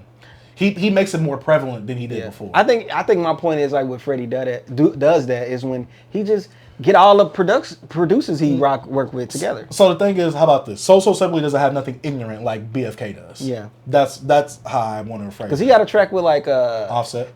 He got a track with also... but he also has a track with Scarface. He got Jadakiss on there, right? I think so, yeah. But that's like a bonus track. That was already like... I remember when the song came out. He put before the album came out. That song is amazing. Yeah, he put out that But video. it's on the bonus edition, I think, or the bonus track. But yeah, Soul Separately, not a bad project. Definitely a good project, especially if you're new to Freddie and you want to get into him. I definitely suggest that project if you're like a casual listener to hip-hop. But if you're like I love hip-hop, like, you know, I'm a hip-hop head, Pinata or Bandana. Or Alfredo. I recommend Pinata to anybody. I wouldn't. No, I wouldn't. Not to the casual hip hop listener. I would. If they don't like it, that's them. I'm like, yo, check out Pinata. That album's amazing. But I don't know, bro. That's a good album, bro. That's an amazing album. Oh, but it is an amazing album. One of my favorites. But last piece of someone coming out with something or someone not. Cardi B says she's no longer dropping an album this year after tense exchange with fans. Anyway, no album this year. I don't care. I'm relaxing this year. Dropping these features I already committed to and traveling and enjoying my summer. B. What? Did she drop a project last year? Nah, bro. She ain't dropped it like 8 years. A year before? She ain't dropped like 8 years, right? Didn't she not drop a project since she won that Grammy? Yeah, bro. She ain't dropped it like 7 years or something like that. Okay, let me make sure I'm reading this right. Yeah. Anyway, no album this year. I don't care. I'm relaxing this year. Yeah. You see what Atlantic said, right? They was like, hey, yo, Cardi B dropping an album. He said, if we have to lock her in the studio or something, they said. I think someone's going to have to because you're relaxing this year? I mean, maybe musically overall, but you haven't really been doing much. I don't want to say it like that. But I think Cardi has a different approach, and I don't think she just has to be honest. I think Cardi just want to be singles, want to hop on hot girl. If a new chick come out, hop on her remix, give her some buzz, and also help me out as well to stay relevant. I think that's just her formula. For the last 6 years, that's been Cardi B. She'll drop 3 to 4, maybe 2 to 3 singles a year. hop on some hot tracks and be Cardi. Because she's going to continue getting her money. She's still one of the top plays, top monthly listeners anywhere. She's still Cardi. I think she's in a good position, and I don't think she's actually rushing to put out an album. You know what's funny? I agree with your take. Yeah. And it's funny because someone else said this about Chief Keef, and it was Nelly on DJ Vlad. What did he say about He said, what did he say this about was Chief back. Keef? This was years ago when Chief Keef was bubbling. He was like, if I was Chief Keef, he was like, I wouldn't even release no album. I just keep releasing singles. Yeah. I keep just doing that. He was like, what's the point of me putting out an album? I don't need that pressure. You know, I just keep putting out singles. Everybody's gonna just eat it up. He was like, I don't need an album. Yeah. Which was during that era where like albums were prevalent during the whole blog era. But it wasn't like an essential thing back then. Because you could just put out a lot of singles. I think for Cardi B, she should go to her route and make compilation projects. Where she just puts all the singles that she got together. That way there's not as much pressure. Even though it's going to look like it's released like as an EP would be dope. I want to say EP, but I want to say just put all the singles that you had together. Make sure to let it be known and be promoting it as a compilation project. That way fans won't have that pressure of, oh, this is a whack Cardi B project. That way people will know, oh, she's just putting this all in one place. That way fans don't have to go to every single single and play each one. I think she should do an EP then. Because, like... Does she have as many... No, I'm just saying, all she got to do is put out, like, four good, like, all right, she can put out, like, those 2 singles and drop, like five songs on the EP. She do that. That'll be fine. And then you say her put out 3 new songs? No, let's say she got those 3 songs she put out this year, I guess. Did she put out 2 or 3? I don't know, but... She got enough. I don't know. Anyways, I'm just saying, a 5-track EP, see how that works. Because I feel like she's trying to find that song that's going to hit. Like she had, you know, her last, like the 3 tracks. Yeah, like Money, Bodak Yellow. Like those was moments. So it's like, maybe she's looking for something to hit like that. Like WAP was that. Bongos? Like WAP was big. Bongos wasn't good. Yeah. WAP was big because when it came to the music video, but I don't think it actually did something like crazy. I think it did in terms of like her and Meg Thee Stallion got on a track together. Obviously, the visuals definitely helped play a part, but I think because of the vulgarity of it, I think it definitely shot it up. Yeah, but I'm saying WAP wasn't like what Bodak Yellow did. I think she's looking for something like that. Do you think she could ever hit that again though? Maybe. I think the only other time she's hit that was with that one like Money. No. There was a song that was on Invasion of Privacy that was also big. Yeah, she had 3 of them. She had 3 of them. But it was the more I like it like that. Yeah, that. Yeah. She needs something like that. Do you think she could do that again and still have that buzz from back then to now? She's having that buzz still. She's still Cardi B. But do you think she'll have a moment like a Bodak Yellow is what I'm saying? I don't know. I think she's searching for it, but I don't think that's not the space she's in right now. Mm-hmm. Like at that point, I remember when she was putting out mixtapes, gangsta music and all this stuff, because I followed Cardi B on freaking Instagram to her VH1 career for that one season, and then her putting out music, and everybody was laughing at her like, girl, you ain't finna make it in music. And then Bodak Yellow just took off, and then she ended up, all right, yo, I got this theme, the record labels got a hold to her, let's put this money on. Baby, wait, are you saying that because of Bodak Yellow, because of a man, she blew up? Because of Cardi. Oh my God. No, but I think it's kind of like, I don't know if I could say, oh, she's going to hit that moment. Because like when you hit those highs in your career, especially when it takes you off, I think it's hard. I think she could get close to that. To me, it's like your first high. You're never going to reach it again. I've never gotten high before, but that's what I've heard. I know what you're saying. Like even when I feel like she went so much of a high as like a new artist that, like you said, it's going to be hard to hit that again. But at least she's had a very successful career since. Yeah. You know, a lot of people like at Forbats. I'm not saying that he's not going to have a good career. He's hit a very high for someone who's just now coming out. But his high is not even compared to what Cardi B had. No. But I'm saying like, at least Cardi B was able to sustain that popularity somewhere close to that in that range. Yeah, no, I'm saying her popularity is still good. I'm saying like even if we bring up Forbats, he has opportunity to get more higher. You know what I'm saying? He has the opportunity to be, you know, his high can get higher. Mm-hmm. But Cardi B has such a big high from her that single that it's kind of hard to reach that. Because, like, she even had Like That and We Say Money, big songs, but they didn't reach Bodak Yellow moment. You know what I'm saying? But I feel like Cardi B should just probably continue to do what she's doing because she's still Cardi B. I think she has a lot of pressure on her. Oh, she does. I think she does, definitely. And I think she's afraid of that because, like, she won a freaking Grammy, bro. Like, Best New Artist, she was just going in, bro, having all these hits. Album was very successful. People actually enjoyed the album as a whole, and maybe some of those guys not around there no more. Some of the people that was writing with her then, maybe she don't got the same team when it comes to the creating. But I don't know. I actually don't know, man. I don't know what's holding her back from actually just dropping this album, but maybe I don't see nothing wrong with what she's doing. But I know a lot of people critique her like, yo, you gonna drop that album or what? You know what I'm saying? But she still got all the fans. She still got all these monthly listeners. She still got, she still puts out a song. It doesn't do as well as, her last stuff, but it still makes some noise. Keeps her relevant. Keeps her relevant, bro. And she's Cardi B. Her lives, I always see her lives everywhere or something. Maybe it'd be a little nip slip, you know what I mean? Maybe she said something wild, you know what I mean? Like, she's always somewhere because you gotta remember, she was an Instagram personality first. She was a personality first, so she's, her caliber of star is what the record labels, what we gonna get into later, was trying to create again. Like, what she is, she was a hybrid. Mm-hmm.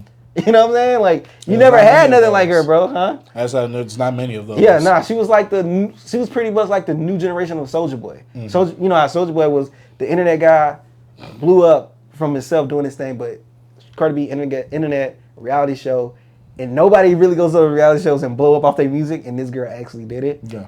And like, come on, bro. Like, she's a hybrid. I think she will always be who she is, but I think she has so much pressure on her, bro. And she does. So you gotta think about it. She went from being this Instagram girl to like a stripper or whatever, then like stardom. Like, it's crazy. I don't think she's gonna hit that high of invasion of privacy ever. No, I don't know. I actually don't know. The album probably could be bigger. I don't know if the singles could be bigger. You get what I mean? No, that's what I agree. Yeah. Well, I mean, the album's going to be bigger because there's going to be more pressure. And then you got to understand, this is 6-7 years later, which streaming is more prevalent now. Well, streaming was prevalent when she came out. Yeah, it was. But I'm saying it's way more now, though. Okay, yeah. Like, that's what I'm saying. Like, it's way more now. So. Yeah, Cardi B, just come out with some compilation projects so everybody could just go with that. But I don't know about this whole I'm gonna take a vacation. Like, you just was the hardest worker. You was just putting out music consistently last year. Features maybe, but even then you wasn't around like that. Bro, this girl's still getting mad money, bro. Like, which is crazy, bro. Like, she can get like 1.5 for a show. And it's funny because she was critiquing other people because she was like, a lot of these rappers don't last now because they don't want to go on tour. Everybody's like, you haven't had a tour either. Yeah, she never went on tour, but she could do a show and not have to tour. She could do a few shows and just be caked up. She's one of the lucky ones in the situation. She's an anomaly where you came out with some music and you don't got a tour and you still be breaking bread. She's a different breed, bro. She's a hybrid. She's that electric and that gas. It's different, bro. I don't like that reference, but she's a hybrid. I know, but I just don't like that reference. Why? I just don't. What is she, a hybrid or the gas and the electric? She's the gas with the electric. Man, it's just a hybrid. That's the only thing I can think of. Man, that battery only lasts like 2 minutes. She's an Android. She's like Android 18. Come on, man. Don't disrespect Android 18 like that. Man, I'm off this project. I'm just saying, bro. Oh, man. But that's about it for music that's, releasing, or I guess in that point, not releasing. I just want to touch on something quick that Marvel did that I thought was cool. Just something super quick, like a minute long. So, MF Doom, not MF Doom, but a new Doom, Dr. Doom comic has just come out. And this is the first one that's come out since MF Doom's passing. And, Marvel wanted to pay a tribute to Doom, the villain himself, MF Doom. And one of the pages in the comic says, "Living on borrowed time, the clock ticks faster," which is the first few lines that MF Doom spits on accordion from Mad Villainy. And I just thought that was such a cool reference that Marvel included in there because we already know. We gotta buy it. Like, I gotta have that some I need that issue. Because I already like the cover. Yeah. And then you have that. I'm just like, dog, like, that's just such a cool tribute that Marvel included in there. So shout out to Marvel for that. We're not gonna talk about your movies, but man, MF Doom, man, having a shout out in the Marvel comics. I'm just glad that there's never been any type of discrepancy or lawsuit of like, oh, you're using our Dr. Doom character? Let's sue him. Yeah. Like, no, instead they pay homage and they're just cool with it. They're like, yo, this guy really liked Doom. It's so crazy how like you bringing up Marvel and like this morning, like 5 a.m, I'm reading a thread about like Stan Lee, about how much of a dick Stan Lee was, and I'm like, I never knew this about Stan Lee, bro. I've heard of that. Yeah, I always man, they was saying my boy was bro, they were going in, bro. They had some receipts. I'm like, no, not Stan Lee. Bro, I ain't even gonna get into it, but yo, bro, I might put the link in the description. Yo, Stan was wilding out here, B. Bro. No, when they say he had that maid or whatever, that little house. That Oh, house the maid that he was. You when he told his daughter? No. Wait, No. I don't know. We got. I'm about to see. I'm about to see. Yeah, Maybe I've heard of it. I'm gonna send you that link, B. I was like, no way, not steady. Oh man, but yeah, I just wanted to shout out Marvel for that because MF Doom, the GOAT, he has a certified BBC 10 out of 10 project over here. So yeah, shout out to Marvel. Yeah. But next thing, let's go ahead, tone it down, let's wind it down. Let's get a little bit serious right now. Mm-hmm. Diddy's done for me. You think he done? I think he's done in the public eye. I agree. So if you guys don't know what I'm talking about, because this is a podcast, a bit of a time capsule, CNN has recently revealed the footage of Diddy back in 2017, 2018? 2016. 2016. You know, putting some hands. Yeah, feet too. Hands and feet. He was putting a lot of action on Cassie. Yeah. And, you know, video footage. It just shows everything. It shows him running down the hallway. It kind of looked a bit fake. Yeah. You almost would think it was AI the way he was running down that hallway. Bro, he was just putting You want to know why it wasn't fake? Because that was in his robe. Like, bro, bro, that was so uncomfortable to watch, bro. To me, it just looked so fake. Yeah. It looked like fake GTA. Yeah, it looked fake because of how, you know, when it comes to security footage, it's never going to be like smooth, like 60 frames. It looked like a bad video game with graphics. Yeah, it looked fake, but, you know, the actual allegations, well, not allegations, the actual actions that he took were horrible. Yeah, it's very horrible, man. Like, we hear about domestic violence, and, you know, we might talk about it, reference it. Right. But to actually see someone get their hands and then also, as a caliber as, like, Diddy and then Cassie, like, these people been in the limelight my whole life. Well, not Cassie. Diddy. I know since, like, 07, you know. Yeah. But, like, Diddy, come on, bro. So, like, seeing him like that, and then situation where, like, this girl, bro, like this, she was so small, and this dude just kicked her and threw her on the ground, dragged her, and like seeing that type of stuff, like I don't know, it just makes me feel away. It's just uncomfortable. I'm pretty sure it makes everyone feels very discomfortable. You know what I'm saying? Yeah, uncomfortable. My bad. I said discomfortable. It causes discomfort. It causes discomfort. My bad. I know what you mean. And then like it's crazy because she referenced this in like the case or whatever in the I wouldn't know what you call it, the deposition or whatever. Yeah, and she brought up how he was drunk and what he did. He threw, and they had the stuff when he was throwing stuff. He threw something at her, and then I was just like, bro, this sucks. Like this dude is out of here. But statute of limitations, bro.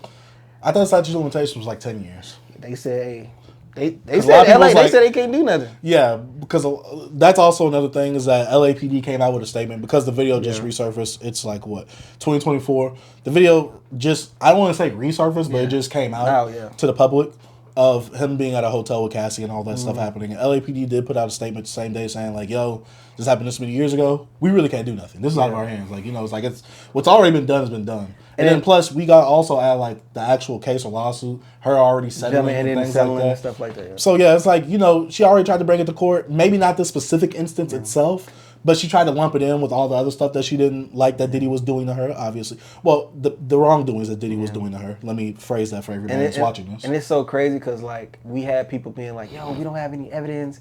Diddy probably didn't do anything. She's trying to get a cash grab. You see, she's trying to get money. And it's just like, bro, like, it's just certain stuff, bro. When I read some of that stuff, and I'm like, bro, I don't think this is like lies.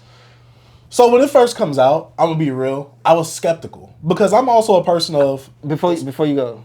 Only why for me I wasn't because you hear other things before all this. Oh yeah. I get what you mean. It's but, always you know, smoke and fire to me, bro. I always was like, yo, it's something. See, I didn't hear nothing. Yeah. But you know, with the whole Me Too movement that was happening a few years ago, stuff was getting muddy, especially when. You know, a lot of people, especially over this weekend, a lot of people saying, believe all women. When you hear a woman saying something, you got to believe them. Yeah. People's like, okay, what about proof, though? We don't need that. I'm like, huh? Oh, okay. Yeah, you need proof. Yeah. I'm like, okay, like, let's calm down here. Let's hold our horses, because people were literally putting up posts of women who were accusing men of doing stuff. Then when proof came out that disproved that the men were doing stuff, they was like, so? Yeah. And I get it. You know, when someone's calling out for help, you just need to go to the help. I think the thing is, like, we got to start being a bit more skeptical or start putting a little closer eye or lens on certain people when you hear like, oh, this person did this. Yeah. Yeah, I know what you're saying. Yeah. It's just the whole...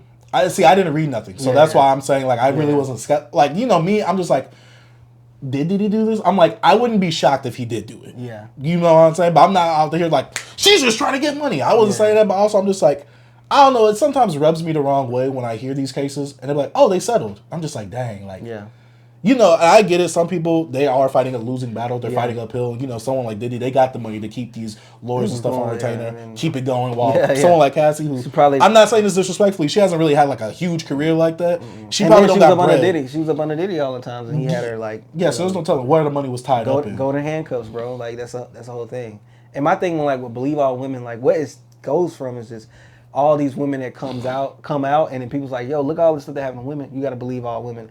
But I know we look at it like, yo, bro, you can't just say that because, like, you got to have some evidence out here. Because there have been cases of women falsely accusing. And I'm not saying all women do this. Yeah. I'm not saying that. No. But we got to acknowledge that you can't just say that to people and be like, so I don't need evidence to believe this person? Yeah. It's crazy because what's, like, most women we know, bro, has probably been assaulted in some way. That's, like, me growing up, I couldn't believe that. Mm-hmm. Like, I was like, nah, no way. But, like, a lot of people don't tell their stories. And then as I got older and just having some female friends and just, you know, being around certain women and you hear their stories, you're like, dang, this stuff really happens. Like, you just don't know. I guess I've never seen it as, like, unbelievable. It's more of those things of, like, because I really didn't talk to a lot of women, and most of the women I did talk to did have that stuff happen. Yeah. I believed it, but it's just one of those things of like, man, the world is so big. Like, there's a lot of women out there. Yeah, I'm saying. I'm just saying there's a lot of nasty men, too. Yeah. I'm not saying that. I'm not saying that there isn't. It's crazy, bro. So, like, what I'm always saying about the Diddy stuff, bro, I just, you know, hopefully Cassie can heal, and now everybody can all see the truth of, like, who Diddy is, and, like, this is not cool, bro. Like, yes, you have all this money, all this fame, but, like, I know you're a human as well. We all make mistakes, but this is something that's going to be hard to come back from. And a lot of us in the public eye, we're not going to look at you the same, bro. This is something it's going to take some time for, like, people to heal, or, like, some people just going to be like, nah, bro, I'm off him. If we really want to go with this point, Chris Brown. Yeah. Some people still haven't forgiven him. But nobody saw that video. I agree. Yeah. No, I agree. But I'm saying the point is, we haven't seen it. We saw the pictures of the results. We saw Rihanna's face, man. And people still haven't forgiven Chris. Like, Chris Brown still has a good career. Yeah, but it could have been way bigger without if he would have never did that, the DV, bro, like, he would have been Michael Jackson. Bro, he would have been huge. But that put so much of a big dent. Yeah. That halted his career from going. Because I remember he took, like, a huge break before. He lost all those ads, bro. I remember the dude was on the Juicy Fruit commercials. Mm-hmm. Bro, what happened to Juicy Fruit, bro? When Chris Brown went down, they went down. Like, bro, y'all remember he was in the Juicy Fruit commercial, turning a backflip with the Juicy Fruit package in his back pocket? And it was a wrap after that came out. Yeah, but now that we see the video footage, and you know the thing with Chris Brown is there's two different things in this situation. Mm-hmm. We didn't have video evidence of Chris Brown. We saw it. Yeah. We saw, like, the result. Yeah. And also, he was young. Yeah. Diddy doesn't have them same excuses. Yeah, Diddy. You see the video footage, and you a grown A man. Yeah. I think Diddy had a grandkid when he did this, bro. Like, I don't know. No, he did. I think his kids like, might have kids. Bro, like, man, he has to. And then you saw his apology. If you want to talk about the apology. Yeah, so let's go into the apology. You know, Diddy did have an apology that surfaced. A lot of people saying, "Oh, this is the same place that him and Russell Simmons did their apology." Yeah, too. Bro, he in Bali. Yeah, something like that. His Hawaii estate or something. Yeah, they be out the country when they. Hey, I'm sorry. Hey, they be on the plane. Hey guys, I'm sorry. I was in a bad place. Yeah. You guys I was in a dark place right then and there. Yeah, the apology. I know a lot of people like, you didn't apologize to Cassie. Me in my head, I'm like, I get apologizing for being embarrassed of her doing that, but I'm pretty sure, benefit of the doubt, that he apologized in person. If he really felt sorry. Let me preface that with this. If he really felt sorry, he probably apologized in person. Yeah, but I'm pretty sure he apologized to her and then probably had a whole nother situation happen again. Because this is all we saw, but it's more that she talked about, bro. Yeah, there's way more stuff that probably transpired since then. And that happens in abusive cases that, oh, I'm sorry, I never do it again. Happens again. You know what I'm saying? That's like a current thing. Mm-hmm. Like, and the apology video is like, I don't think we needed it. I think it's because it's like the whole Drake thing. Like, when you put somebody on the stand, like, sometimes your lawyer, like, bro, even if you're innocent, they don't want you up there because they can make you look bad in the light. Sometimes you don't. Danged if you don't. Sometimes you just don't even speak about it. I think all you can do in that situation, something like that, just put a statement out. Yeah. Because everybody's going to, no matter what you do. And now look what happened to his statement he put out. When he was saying, all this not true, they trying to do my character. And then, look, he brought it out. He held himself accountable, but he still lied to us. So now everybody, when your statement, came out, and now it all flipped on your head. Like everything came out, bro. It's like, bro, at this point, just be quiet. Like we don't need your apology, bro. Like none of us gonna be like, oh yeah, I understand. So this is the thing, and I've said this over the weekend when I was hanging out with some friends. How do I say this? As raw as I can, but as polite as I can. Black people don't care. It's not even black people now. It's everybody, B. Well, everybody knows about this, but this is the thing. A lot of people will want to see the doom or demise of Diddy. And the public perception, yeah. But his music that he's producing is still going to be... Yeah, nobody's listened to it like that, though. I'm saying Diddy is not Diddy as he was before. Though. No, he's not. But I'm saying the stuff that he's done, that he has his name on, it's not going to be stopping. Yeah, but like, are people like playing it as a high thing like that? That's what I'm saying. It's one of those things where it's like, it's because you got to think about YouTube too, B. Yeah. Like, you know, people are constantly going back to like throwback songs, throwback playlists, things like that. You gotta say, he's just affiliated. He didn't actually hit those buttons. He just constructed it. That's what type of producer he is. Yeah. He didn't actually sample it, so we can listen to it. Yeah, but he still has his hands in it. But nobody's... Bro. So I guess my thing is this, right? I'm not stop listening to Ready to Die. I'm not. Yeah. I guess my thing is this, right? When it comes to R. Kelly, you can look at his monthly listeners. Yeah, but I'm saying with R. Kelly is totally different.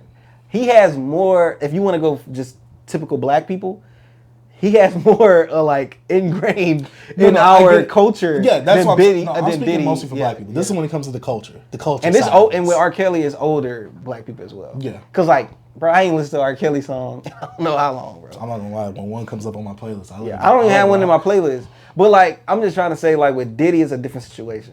He's in the downwards of his career. He put out a good album. That Love album was dope. I ain't gonna lie. But I don't go back to Separate the music and the artist. Yeah. Separate the music and the artist. But like sometimes I can't. You know, sometimes you can't.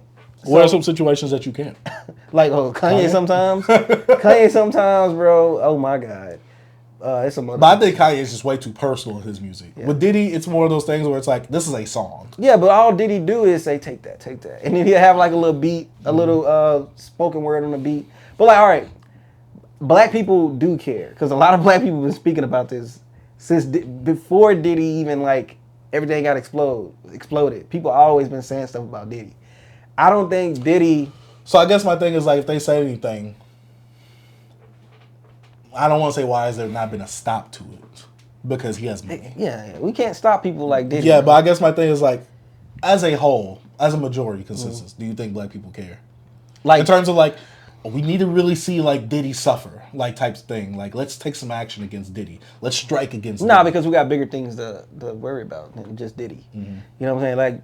Yeah, Diddy is like this, you know, he's a famous guy, but it's like, it's more things in our community that we need to focus on than just Do you Diddy. think we're focusing on those other big things? I think a certain sector of us is. I think that's just like... Well, give me a rough percentage. Like a percentage of like... people that are actually working on things that need to be worked on. Bro, it's probably like a 5% or less than that. Because that's just life. Because like, look, all of us can't be politicians. You got us doing this, you got the... How about this? I'm not saying we got to be an activist, but doing our part. Yeah, I'm just saying, like, bro, like, most people, especially in the black community, we can't all focus on one thing because we got... We all can't, but a good amount of us can if we... we could, but like I said, bro, some of us don't even care. You know? I just said that. I'm just saying some of us don't care, but you said black people don't care. Yeah. I'm saying some of us care, because that's why I brought up some of us don't care. But B, you just said 5%. I'm saying 5% of people like actually putting in work out, trying to change like laws. To me, that's probably less than 5%. To me, that means you care. Because me caring about something, I'm gonna do something to stop it if I really care. Yeah, I'm saying I'm talking about that's the people. I'm gonna do it to my power. No, I'm talking about it's a certain percentage of the black community that care, but it's not a big percentage. That's what I'm saying. I'm talking about the people that's putting in work is like small. That's what I'm saying. Yeah. To me, it's like when I say support. Like to me, when it's support. If you really want to support, you need to do something. Yeah. Whether it be financially, spreading the word about it, actually doing some like work behind it besides just, let me tweet, I'm done. I did my work for the day. Like me, like we're talking about this now, but like me as who I don't care. Like what he did is wrong. Like, yeah, I care about Diddy, but I'm like, it's nothing I can do to really like what I can do to Diddy, bro. Like I ain't nobody. But like you said, more of us doing it maybe can be an impact because mostly how you affect people is from their pockets. That's what I'm saying. Yeah, that's the only like thing. A strike against Diddy. Yeah, but like I don't play Diddy like that, so I'm already striking. I played the Love album when it came out, but like I don't go back to it like that.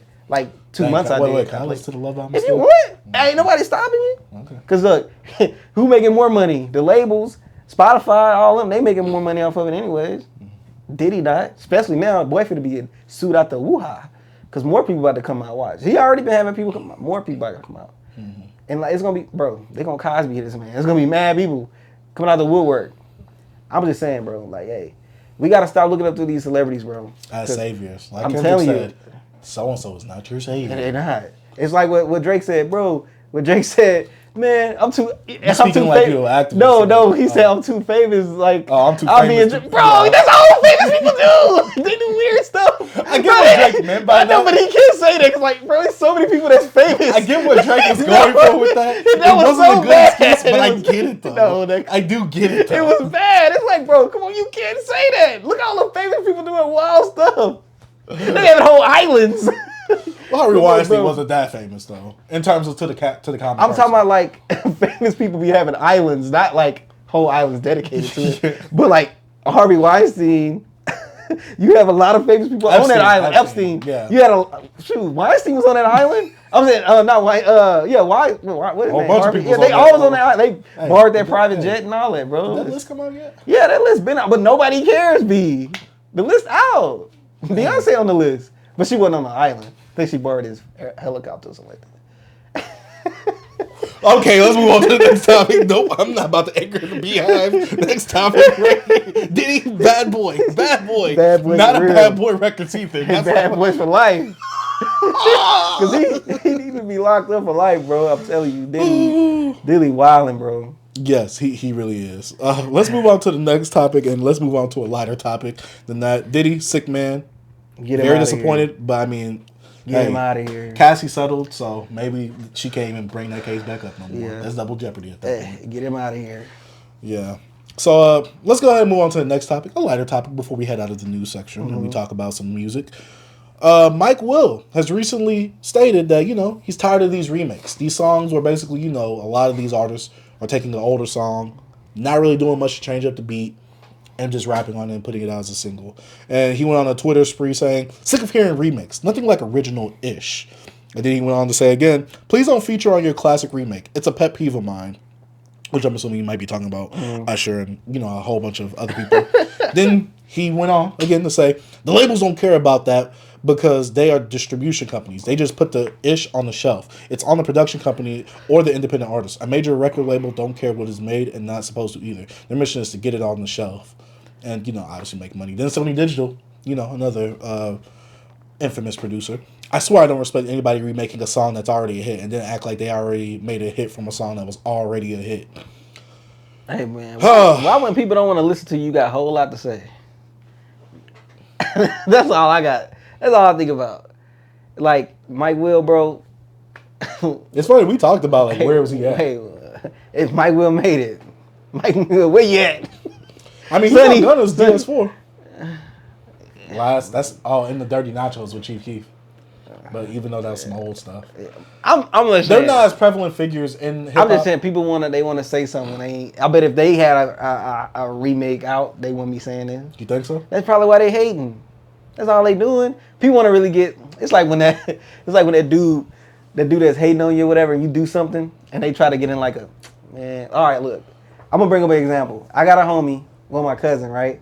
He got a promotion pretty much, but the black people at the job think it's a demotion because he's not in the office no more. He went to another job, and they started getting this racial element. Oh, y'all not getting like this, so they're like, see, man, they put you out and put the white man in. See, it's like, but if they was in that position, they would be saying that. Uh-huh. So I'm like, bro, Mike Will, if you had a remix out or any other track out. On them billboards high, you won't be saying none of this stuff, bro. Like, people want to say stuff when they ain't been talked about, bro. That's just all it is. So to me, I want to give a different example. It's like when the old head sees one of the newer generations come on and get a higher position than them, or come on and make more money than them instantly, compared to them having to work and get those steady pay raises. Hey, also it's like this. With the old head NBA players, they get mad at the ones now, like, oh, it's better than him, and they get paid more money. Hey, bro, inflation. I bet he wish he had a hit in this time. Facts. You know what I'm saying? He ain't getting those same type of checks. Yeah, hey, Chief Keef independent now. Dog, his sales are so bad. But I mean, he's independent though. He's independent, but it's all him. He produced the whole project, but still. Dang. Like, y'all the fakest fans. Hey, most influence, huh? Fakest fans, man. Hey, Chief Keef fake influence, bro. I'm telling you, his influence don't have no impact, bro. I'm gonna be honest with you. I think it does. I just not think even that people have outgrown it. bro. It's no impact. He has no impact. Influence overall? Nah. I don't think now. It's no impact there. Overall? Yeah, no impact. Back then, yeah. No impact. It's no impact, bro. Wait, are you talking about this project? I'm talking about Chief Keef. He's so influential. Cap. Where he at? Where's people at? Come on, man, get out of here. When people more influential, you see the people that they influence still out here making that music and still going on. It was a fad. He's disco. He's disco. Get up out of here, bro. I'm sorry I had to say it. I've been tired of people saying it. And he even said he's tired of people saying it because he don't feel those benefits. I think he had a big impact at that moment. But I don't think he's overall like one of the like most Disco influential. did. Disco had a really big impact. Yeah, but that don't mean you're not impactful or influential. He ain't influential. I just don't think that his transcended time, like someone like a Wayne or someone like a Cudi. No impact. I'm B, come on. No impact, bro. G Herbo. What you mean G Herbo? He don't rap like Chief Keef. Nah. But I'm saying the whole drill music scene. Drill music. Chief Keef wasn't. He was the face, but He was the pioneer. No, he was. It was more people making music like that at the time in Chicago. B. But he was the pioneer. Pioneer don't mean you're the first person to do it. Pioneer means you could be the one to make it big. Yeah, that don't mean anything. I'm talking about his influence outside of that. Because when you in your city, you got people already doing it. Yeah. They just looked at you like you said, "Oh, yo, he was the face of it." But if you look at some rappers now, they'll be like, "Oh, like, bro, when I say impact, he didn't have that impact. B. He don't. Think about it. Who's Chief Keef now? Who's Chief Keef now? Yeah, like who? I'm just saying, who from Chief Keef now that just like, dang, like, bro, what Chief Keef did, man? Name somebody. Man, you have to give me some time because this is a topic that you just sprung out. Bro, you really can think about somebody. Like I could say Travis Scott, Kanye West. I could get the name of everybody. Drake, Kanye West. But all these impactful people. Those are huge people, though. Oh, okay, whatever. Name somebody that's smaller that had an impact that wasn't huge. Give me somebody. I told you. Nobody. He can't think of nobody. He can't think about it. He can't think of nobody. He can't breathe this about me. I got to sit down and do some research on something. I don't have to. Because I know what impact feels like. Because I've been impacted. Negro, Chief Keef had some impact back then. All right. Yeah, back then, huh? Yeah. Little impact. In totality of everything, yes. I'm saying yes to that, but he had some impact. B, you can't say that he didn't help open the doors. It's fake love, bro. Now, yeah. It's always been. It just was a fad. Yeah. That's not bad all the time. I never said it was bad. I'm just speaking the obvious. I'm just tired of people capping. Like Chief Keef was just this so big of an influence. Soulja this. Well, so, like come on, bro. Chill out. Y'all don't care about Chief Keef. Chief Keef put out something, bro. Now they ain't worried about Chief Keef, bro. But I think that's also because of the era of music he comes from. This man is 29 years old. And they treating this dude like he's 49. Like he an old man. This dude should still be out here impactful if he had all. They acting like this dude old.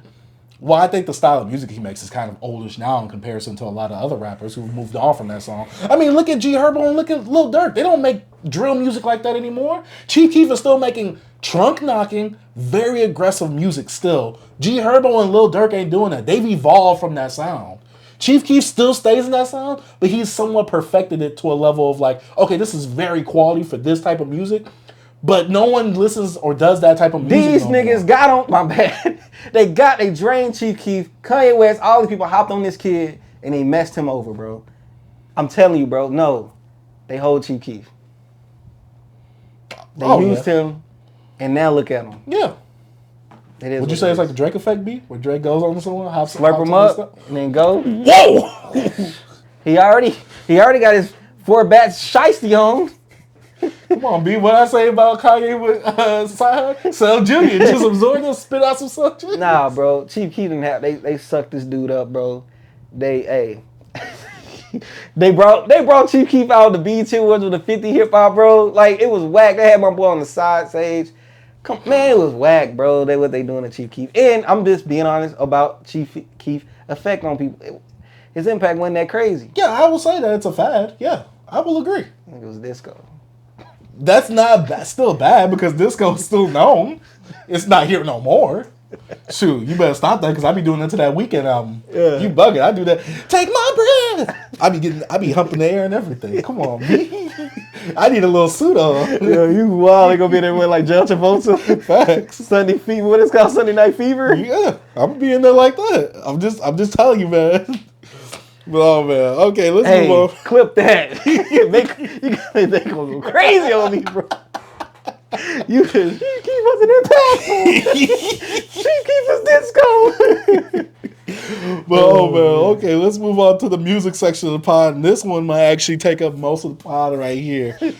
B, I'm gonna let you take the reins on which one we should talk about first. Let's get the Gambino out of the way, bro, because that was nothing really to talk about. Bro. Okay, let's go ahead and talk about Childish Gambino's Atavista. This is an album that was 3:15:20 originally. It was reworked. It was remastered. I guess you could say, or whatever. Yeah. We had a PS2 version of the game. Now we got the PS5 version, even though it's really a PS3 or PS4 upgrade. This is gonna be short. Childish Gambino.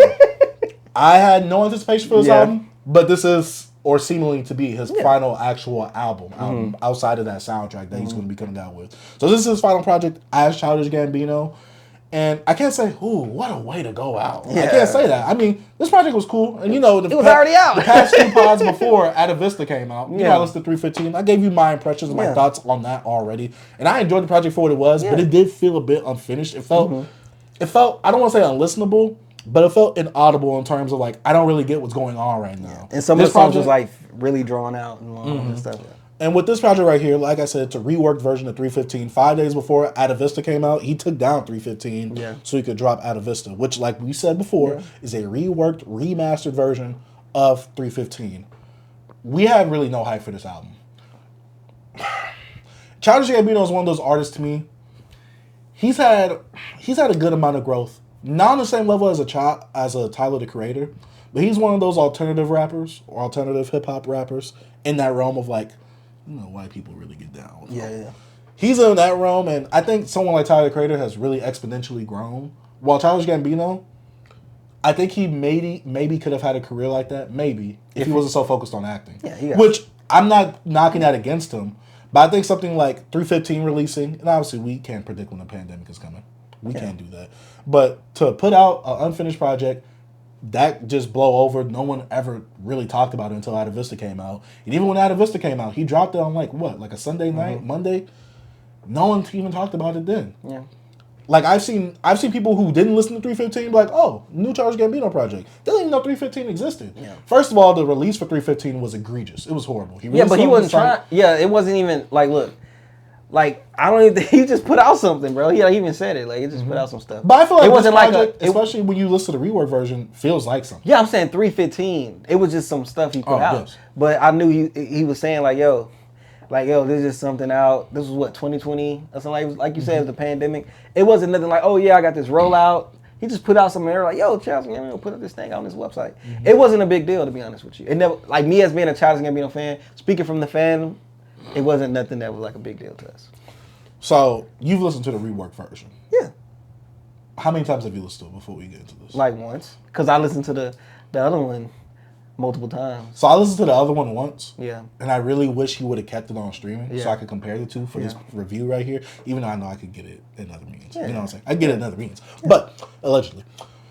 I listened to this one like 6 or 7 times. And I've told you before in the 315 one. So, this kind of goes into my review of that. It's like putting the medicine in the candy. Yeah. But to me, it's one of those things where, like, this is so fluffy. It's like a Hey Ya a lot of the times where it has these really high vocal inflections. It feels all over the place. It feels fun. It's like a This Is America. Yeah. It has a little boppy beat to it, but he's kind of saying something in it, like trying to relay a message. Yeah. I don't think this is one of his best works. Yeah. I think something like Because of the Internet, Awaken My Love are better projects. Of course. I think, this is like his, 5th album? You got Camp, Because of the Internet, Awaken My Love. Yeah, and this. Yeah. Unless you count Cul-de-sac. No. Yeah. But yeah, to me this is at the lower end of his discography. And to me this feels like a project of, this is my way of seeing things out. Especially with the outro of him talking with his son, talking about, oh, who do you love? Like, you know, this feels like a song. This feels like a bad ending to a great anime. Yeah. You have such great build. It's like Attack on Titan. Such a great build up from season 1, season 2, season 3. You see the progression, you see the development, you see it going up, but then you just have this ending that's just like it falls flat. Yeah, I like the rework. I like the regular version better. Like the one was all over the place. To me, it feels a lot more experimental. Yeah, I like 3:15:20 better than this one. Yeah. I like this one more because it's audible, so I can hear it.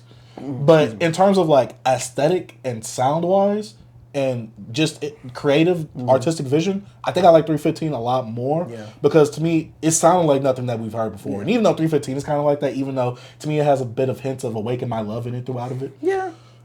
To me, that album artistically was more creative from what he was putting out, even though he claims it was unfinished. And it does sound unfinished at points. I can still say that there was a unique identity towards that album more than this. Yeah. There's still an identity for this album compared to a lot of other hip-hop albums that are coming out now, especially in the mainstream. But I feel like 3:15 was a bit more out there in terms of having a unique identity than this one. Yeah, this album and him putting out the stuff, 3:15:20, it was just like a lot of the projects, not projects, but the singles he was putting out around the time of like 2019 and stuff like that. Like some of the like dance type tracks, the This Is America's, and he had the other song that was on there, like, you know, I Feel Like Summer and all these type of songs. I think it's just like a compilation of like all those like things he was just working on during the pandemic, before the pandemic, after Awaken My Love around that time. Like probably him doing songs while shooting Atlanta, working on all his music, his video production stuff, his TV shows and all this stuff. Being in Star Wars and stuff. I think, like you said, I think they got away with a lot of his creativity when it comes to his music, which I have no problem with because I enjoy him out, you know, behind the camera, on the camera. You know what I'm saying? So, you know, I'm fine with it as a fan of Childish Gambino. I'm getting more Donald Glover. Doesn't matter to me. You know what I'm saying? So this album, to me, it was cool. You know, I like the other one more. Like you said, it was more experimental. And I don't know, I like the whole like lo-fi, not like, okay, where are you going with this type of angle to things? And like this right here was just like you said, it was the songs, like it's 13 tracks, right? It's the songs that he put, he actually finished, put them together, mastered them, put Nudie on the track. I don't know. I don't like Get Out the Foot. I don't like it no more. I liked it on the other version. Yeah. I don't like it no more. I think to me, I think the video, also I don't like that video. I didn't see the video. Yeah, that video. I didn't watch none of the visuals for this. Maybe except for the Feels Like Summer. Yeah. That's the only one I've seen the video to. Yeah. If there's other videos for these. Yeah. But yeah, I like the intro track. I like even though, I don't know, it's like sometimes like, when it comes to like the experimental side of 3:15:20 and not Atavista, like it's just like, the song, like the second track, made out the way. Like to me, that fits in line more with 3:15:20 than it does with this. Because especially when everything is kind of like mixed and matched perfectly vocally, it kind of like sounds like out of place at points. Compared to like then, it was kind of like grungy, a bit muddy. The vocals just didn't sound like perfected. Like it was supposed to be imperfection. Yeah. Like personified, especially with the vocals being like that, it all being muddied with the production. I feel like it flowed better on that than it does on this. Yeah. So seeing this on that, I'm like, I'm getting conflicting emotions. And I feel like I said, there's more of an identity and there's more, I feel like, to take away from 3:15 because, like I said, I feel like the message that he was trying to get out with some songs, I feel like it could have been looked at as something like, oh, you know, he's trying to distract you with the vision, you know, with what you hear sonically. But if you're really looking deep into the meaning, he's really saying something deep. Here, you could literally hear everything. And it's very obvious of what he's going on. Like, oh, look in the mirror, you're beautiful. I'm like, okay. It all just seems like he's stretching himself too thin, pretty much. It's like I can't focus in a concept, a lot of attention to this music, to be honest with you. And I think that's really what he's really trying to tell his fans that. Like, that's what he was like, I don't know if I'm making another Childish Gambino album. Oh, this might be the last album under Childish Gambino and all this stuff throughout the years. Because, like, he is everywhere right now. You know what I'm saying? So... Which is great. We're happy for you. Yeah, I'm really happy for you. It's just like, that's why I'm not going to criticize this album that bad. You know what I'm saying? Because, like, I gave it one listen because I heard 3:15:20 a few times. And, like, yeah, I liked it. This album's cool. But I maybe had to listen to it more to, like, you know, understand the difference between it. But other than that, I was just like, It's like, Yeah, I listen to this every day since it dropped that day. You know, I gave my initial impressions on the podcast. I don't like that Nudie feature either. It's cool. It feels very out of place, though. I don't like how you sounded on there. I get it. To me, it fits, like, in terms of, like, the production, because it's very different from what Nudie usually goes over, but it doesn't fit the actual album. It don't fit them. I don't like to me. And then the Ariana Grande, to me, I feel like I didn't really need that feature either. Because she was. I'm not saying she was. She was on the 2015. Yeah. I'm not saying it's Summer Walker got added to this too. I think. Was she on there? With that one song, I think she was on 315. Oh, well, you know, I could be wrong. Yeah. But yeah. I could be wrong. Ariana Grande, I feel like I didn't need her on this. I'm not saying nothing negative against her. Like, her singing is bad. I'm just saying, like, you know, it wasn't needed. To me, it wouldn't change the song up too much. I feel like there's a lot of songs here where I'm just like, when I'm listening to it, I kind of like just space and zone out and not even notice that this song was on. And some songs kind of go on a bit too long. Yeah. So yeah, that's what he was doing on 315 as well. Like dragging on this idea pretty much. You know what I'm saying? Speaking of an album, I need to finish the Billie Eilish album. First few songs I was enjoying. But yeah, back to this album. What is that genre? Real quick. Billie Eilish, like, I don't know. like she's all over the place, bro. Okay. Like, I feel like if what you expect to hear, you're not. I'll say that. Okay. But yeah, overall, Childish Gambino, I can't say that this was a bang to go out on. Yeah. I think I would have been rather like left with wanting more than wanting this. Yeah. I don't think this is his last project. Mm-hmm. I think he will step away from making his TV shows and movies, and like, you know, maybe 10 years from now he might put out a really good like Childish Gambino album where he can just, you know, his kids are getting older and he can, you know, not stretched everywhere doing all this stuff, and he could just focus on the body of work and actually put out some really, like, I guess, ideas that actually was fleshed out like well. You know what I mean? Mm-hmm. Like how he did with, you know, with Because of the Internet. Like, that was a really good concept album. The songs felt full, felt like life, and then Awaken My Love was just amazing.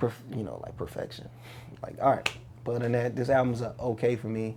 It don't get the BBC, but you don't get the BBC stamp of approval. Yeah, this one don't either. There's a few songs on here that I like, but I'm never gonna go back to these songs. I'm never gonna put them, as an NFR boy say, in my rotation. Yeah, I'm never gonna put these in. Yeah, I don't know. Some people like. I don't know if you outgrown. I don't feel like I'm outgrowing Childish Gambino musically, because I know he has more. Just for the Awaken My Love, the matureness of that album, it's like you have so much more in you, bro. So. Yeah. And he was in his bag around that time. He was performing a lot, shirt off, sparkly pants. I was like, boy, who do you think he is? That boy confident. So. Hey, but shout out to Childish Gambino. Shout out to Donald Glover for all the work that he's been putting in outside of music. So yeah, that's all I gotta say about that one. Let's move on to the next project. Which one you feeling, B? Which one you feeling? Hey, we can go down the road, bro. We can do J. Cole. All right, let's talk about J. Cole's Offseason, the album that he came out with 3 years ago. His last album, not the mixtape that he came out with recently, which was Might Delete Later. Delete that now. But let's go ahead and talk about Offseason by J. Cole's 3-year anniversary. I saw this pop up on Twitter. I said, this would be an interesting album review to have on the channel, since we never really talked about Offseason. I really enjoyed this. I think this is his best project. I know you say, like, that's not really saying much compared to his discography. But for me, it is, because it's like J. Cole is one of the big three. And for him to have one of his best projects, he is one of the big three. Stop it. He is one of the big three. Ain't no big three. It's just big. Nah. Just Big D in his video proof. Nah, ain't no big three, bro. He's broken up after that whole thing. Yeah, bro. But we know it's no big three no more. I think I really like this project. I can't say I love it. I love it for a J. Cole project, but in terms of like an album, I think this is just a really good hip hop album. I don't think this really breaks the mold of anything. This doesn't do anything different. To me, this is J. Cole. He's not trying to be on his super conscious, super concept thing like he did with KOD, which I hated. I get the messaging for KOD. I know some people say, oh, it's deep messaging. No, it's not. He don't do it. No, it's not. J. Cole does this better than him trying to be all thought-provoking and try to have a concept. I don't think he does it well. Mm-hmm. He raps well. Like, he can rap. Like, Offseason is like his lane. Yeah. I say that. I think that's why I like Might Delete Later, because it's no concept. He's just going. He goes with the topic of the song itself. Yeah, but some of those songs. You get me. Hey, I like that. I'm not saying it's a good J. Cole song, but I like it. Stop that. Especially when you're in the car, when it bumps. Bro, if I played it in my car again, I was in my old car then. I ain't playing it in this jank. It ain't getting no play in that Jeep. So did you have any anticipation when this album first came out? I didn't listen to this when it first came out. I did. I remember the day it came out. I remember the night, midnight, I listened to it. I remember we was in the Discord, me and the homies. I told him, yo, I think it's a 6. I still feel the same way. I think it's a 7. I think it's a 6. I think it's a 7. I think J. Cole, he doesn't hit that. I don't know what it is with J. Cole. Like, to me, this is his best project, but he still, to me, doesn't have a classic project. Well, he got classic mixtapes. He still ain't. His mixtape's better than this stuff. But people don't talk about his mixtapes. Yes, they do. That's what they want. But when you bring up Our albums, age. our age, they talk about the mixtapes. That's what I'm saying. Our age. Oh, the young kids. Young kids don't. Young kids go off of what's on the streaming. They didn't go through that live mixtapes, that Piff era with us, B. Yeah. You gotta think a lot of them still first listening. Apply Pressure. I like that J. Cole. Rapping. You know what else made me think when I listened to this album? Where's Moray? Where's that kid? Oh, he's done for it. What he was did that song? What happened? That's why it was he weird. signed with Dreamville, didn't he?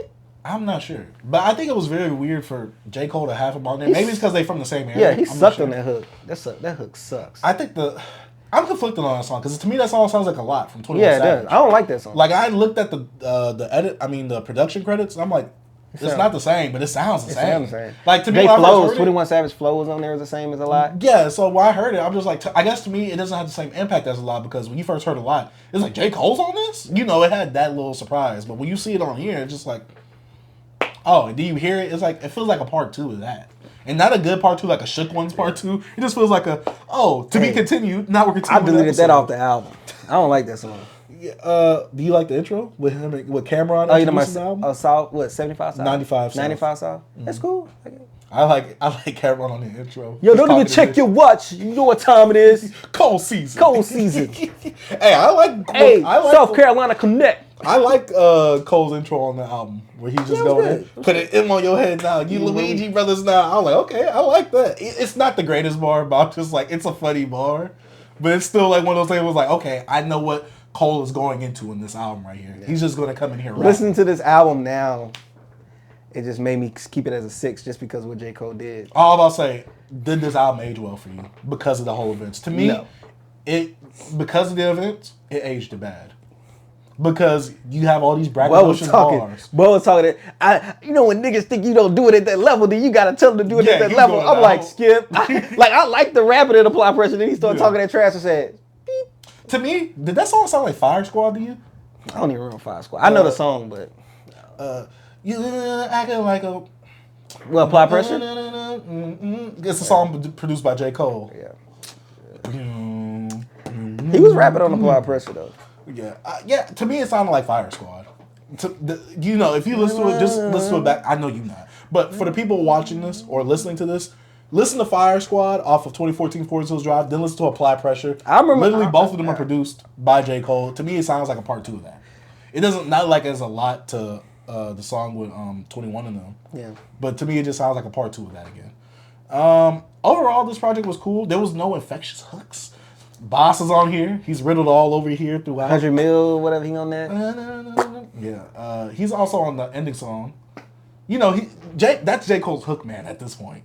He doesn't literally sign him. Get your ass out of here. So you didn't like about nothing on here? Huh? It's okay. It's a 6. He was rapping over here. That's all I can think of. I won't say it's his best. Do you have any songs on here that you'll keep? I like him in this lane when he's just rapping. I agree. Apply Pressure is like the only one out. What's the song after Apply Pressure? I think I like that too. Did you like the song with Lil Baby? No. I enjoyed it, but I don't think I'm going back to it. I really like this project, B. It's okay. It's not bad. I give it a 7, but I give it a 6. I give it a 6 now because of the transpired events that have happened. That's why I said this album has now aged horribly because of what my delete later needs to get deleted because of what you did. I gave it a 6 back then. I give it a 6 now. Nothing really. I don't know, bro. J. Cole just doesn't do it for me no more. Like, I don't know. He just be rapping. I like him in this lane when he just raps, but I don't know. I think J. Cole needs a little bit more like he tries to do introspective things when he did with some of his albums, but he just don't do it well. Yeah, KOD and 4 Hours Only are for me. He need to find that balance. And I think he's good with the short albums, like, 12, 13 tracks, pretty good, straight to the point. But the fall off, what I'm expecting from this is a little, I know, some introspective tracks, some braggadocious tracks, and I want him to get better hooks.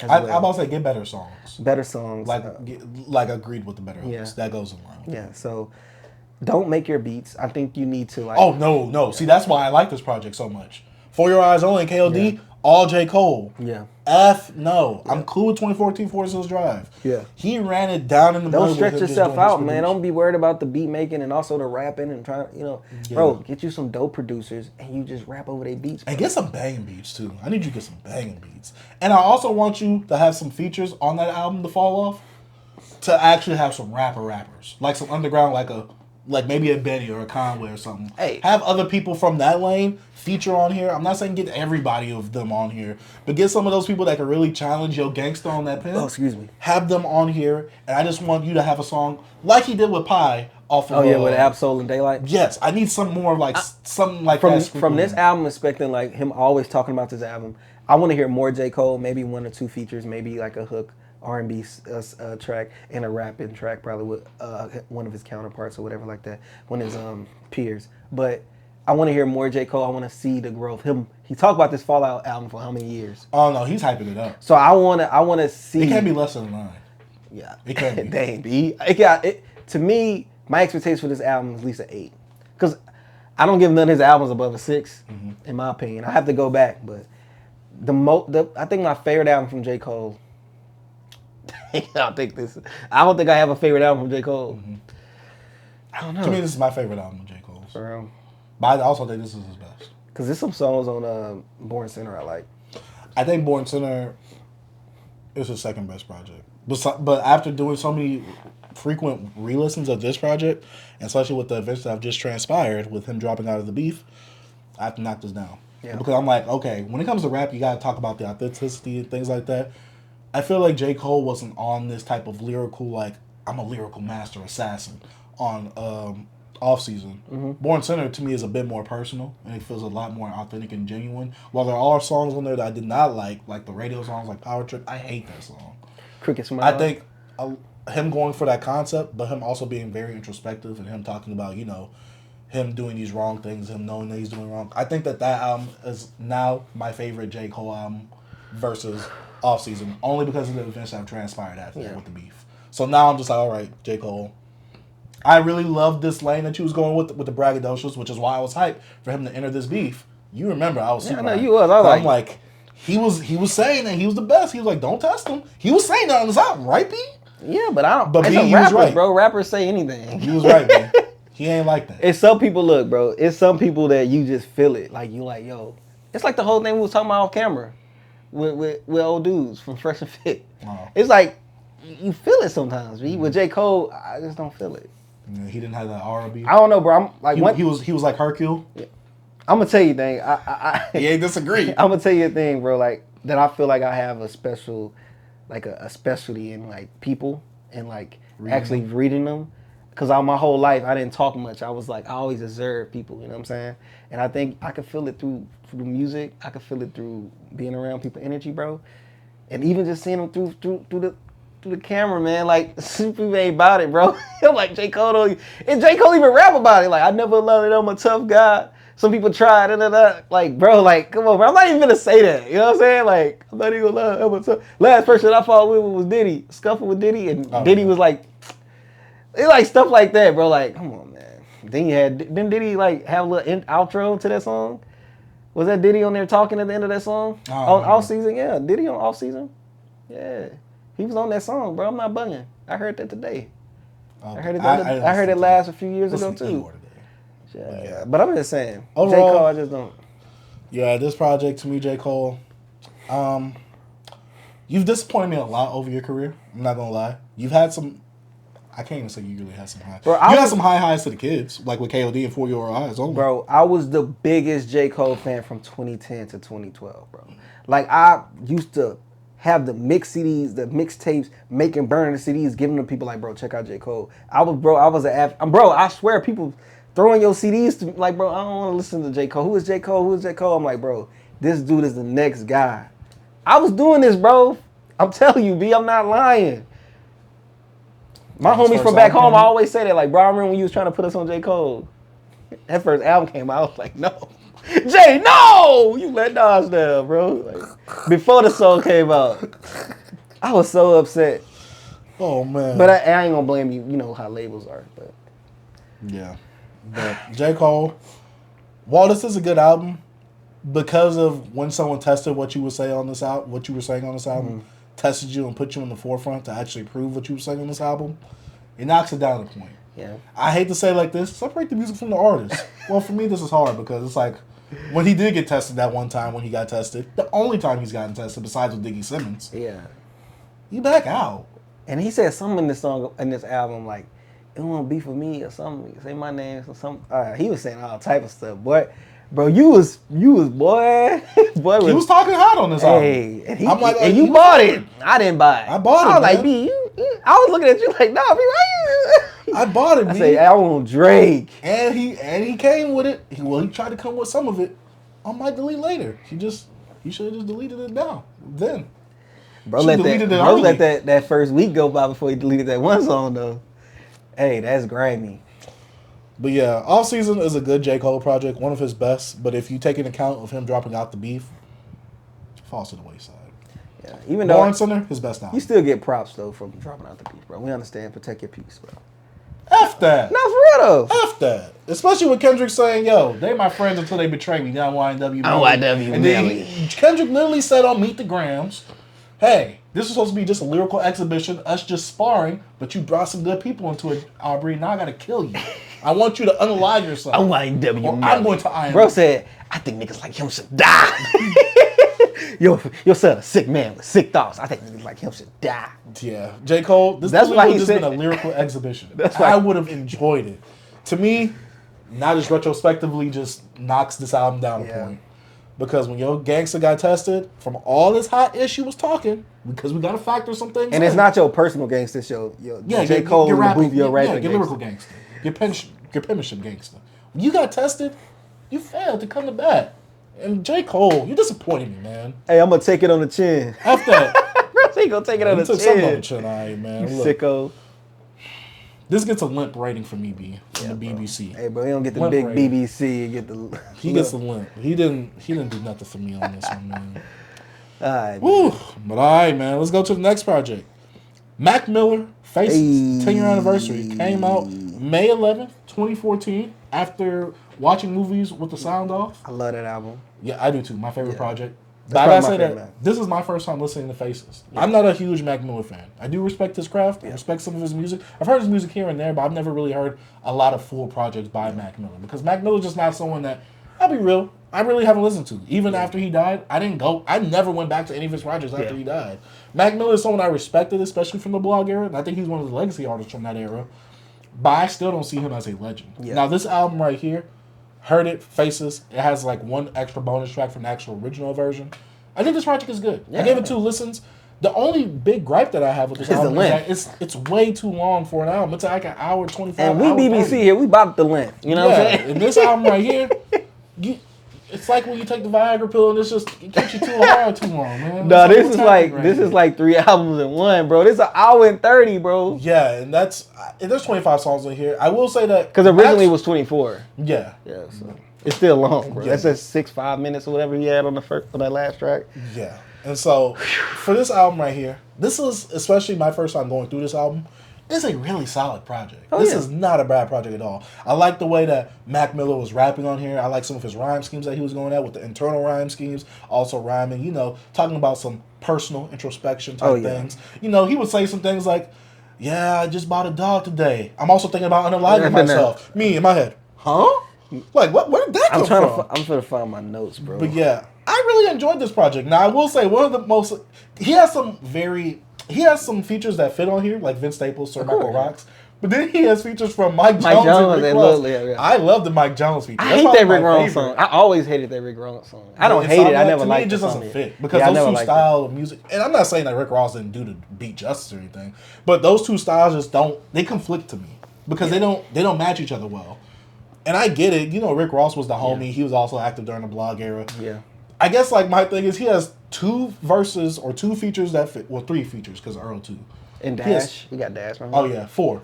And then he has 2 that don't fit. Even though I like the Mike Jones The Mike Jones feature, the name doesn't fit. Because, Mike Jones is one of his favorite rappers. No, I did not know that. He loved Mike Jones. I did not know that. Yeah. But also, Mike Jones is a legend, though. Yeah. But yeah, Houston legend. Yeah.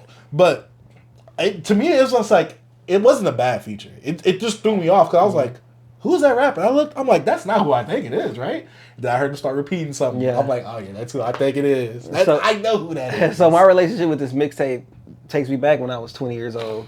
So it was I know. I was So it came out in 2014, coming off of Watch Movies with the Sound Off, which I love. And this album was, even then, it was very hard to get into because of the length of it.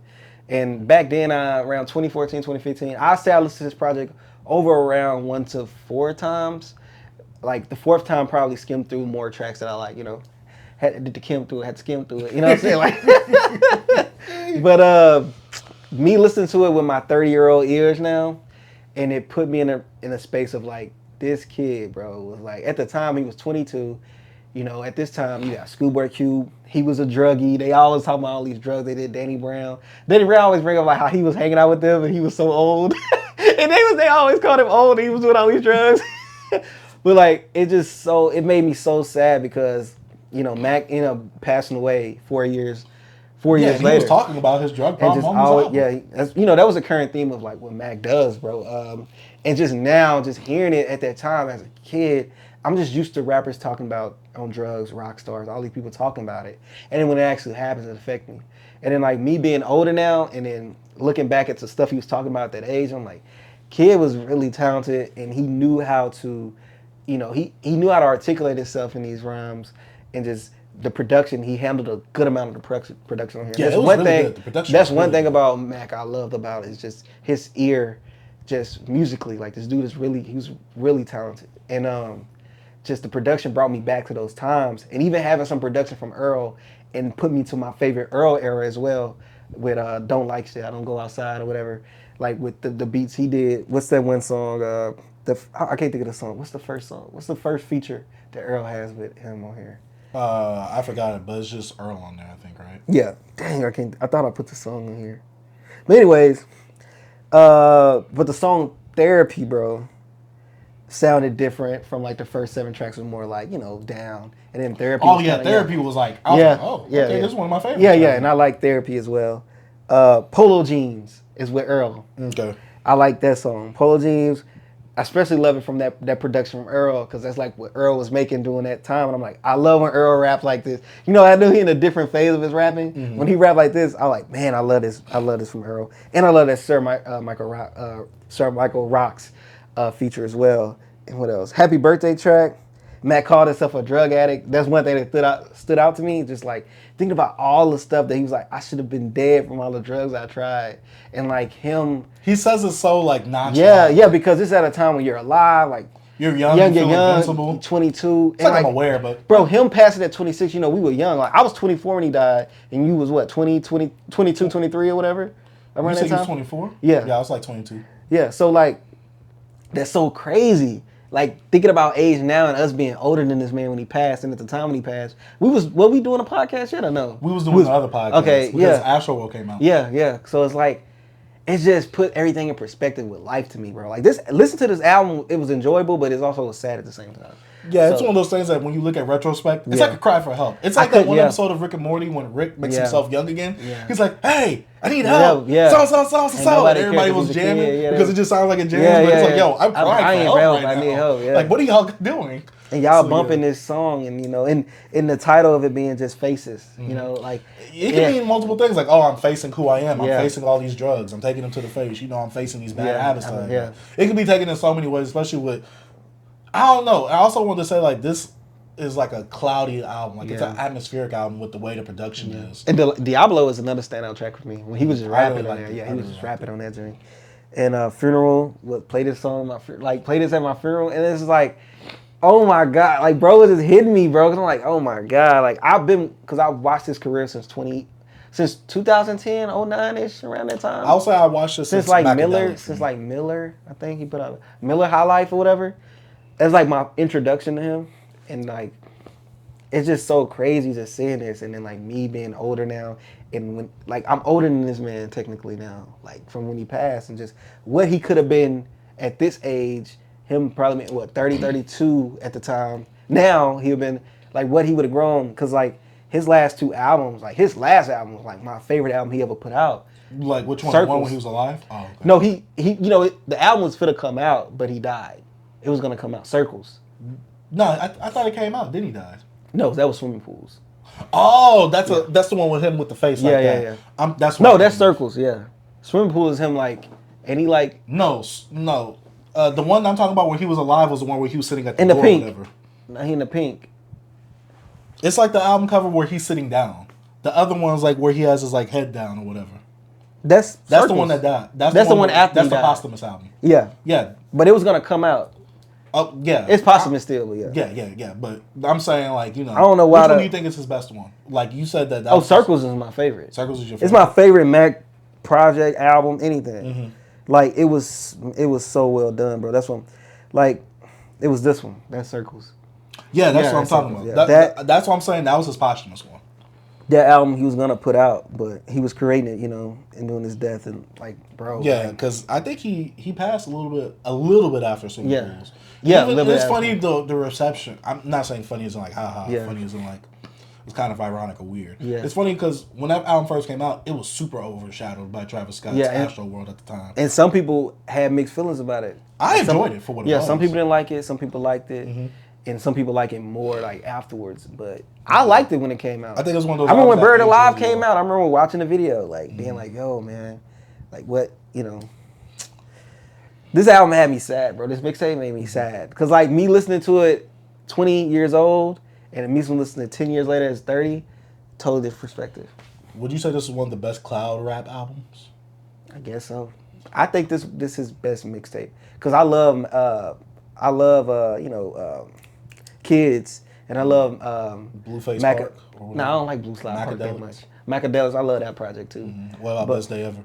Best Day Ever is okay. I remember being so hyped for Best Day Ever. It's good, but I think Faces is probably his best mixtape, and I think it's his last mixtape, if I'm not mistaken. Mm-hmm. I think it's the last. Because that's the one that came out after watching movies. Yeah, but it could have been an album if he made it shorter, in my opinion.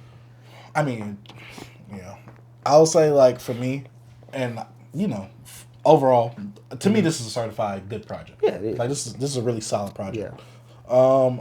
I will say that the one thing that I enjoyed from Mac Miller's passing after it, they handled his merchandising and all that so well. They handled his music really well. Whoever his estate is, whether it be his family, manager, his friends, I believe. They have handled it so well. They've been pressing the stuff on vinyls. They put faces on streaming. Mm-hmm. They've really handled like selling and making sure like no BS music comes out of it. Yeah, and it's been so crazy that you don't really see them like actually forcing it. Like they just putting out stuff. It feel like just they actually like a cash it feel like they helping the fans. Like it's a way how they putting out stuff is like for the fans. Yeah, like they don't overly put out stuff like Juice WRLD. Mm-hmm.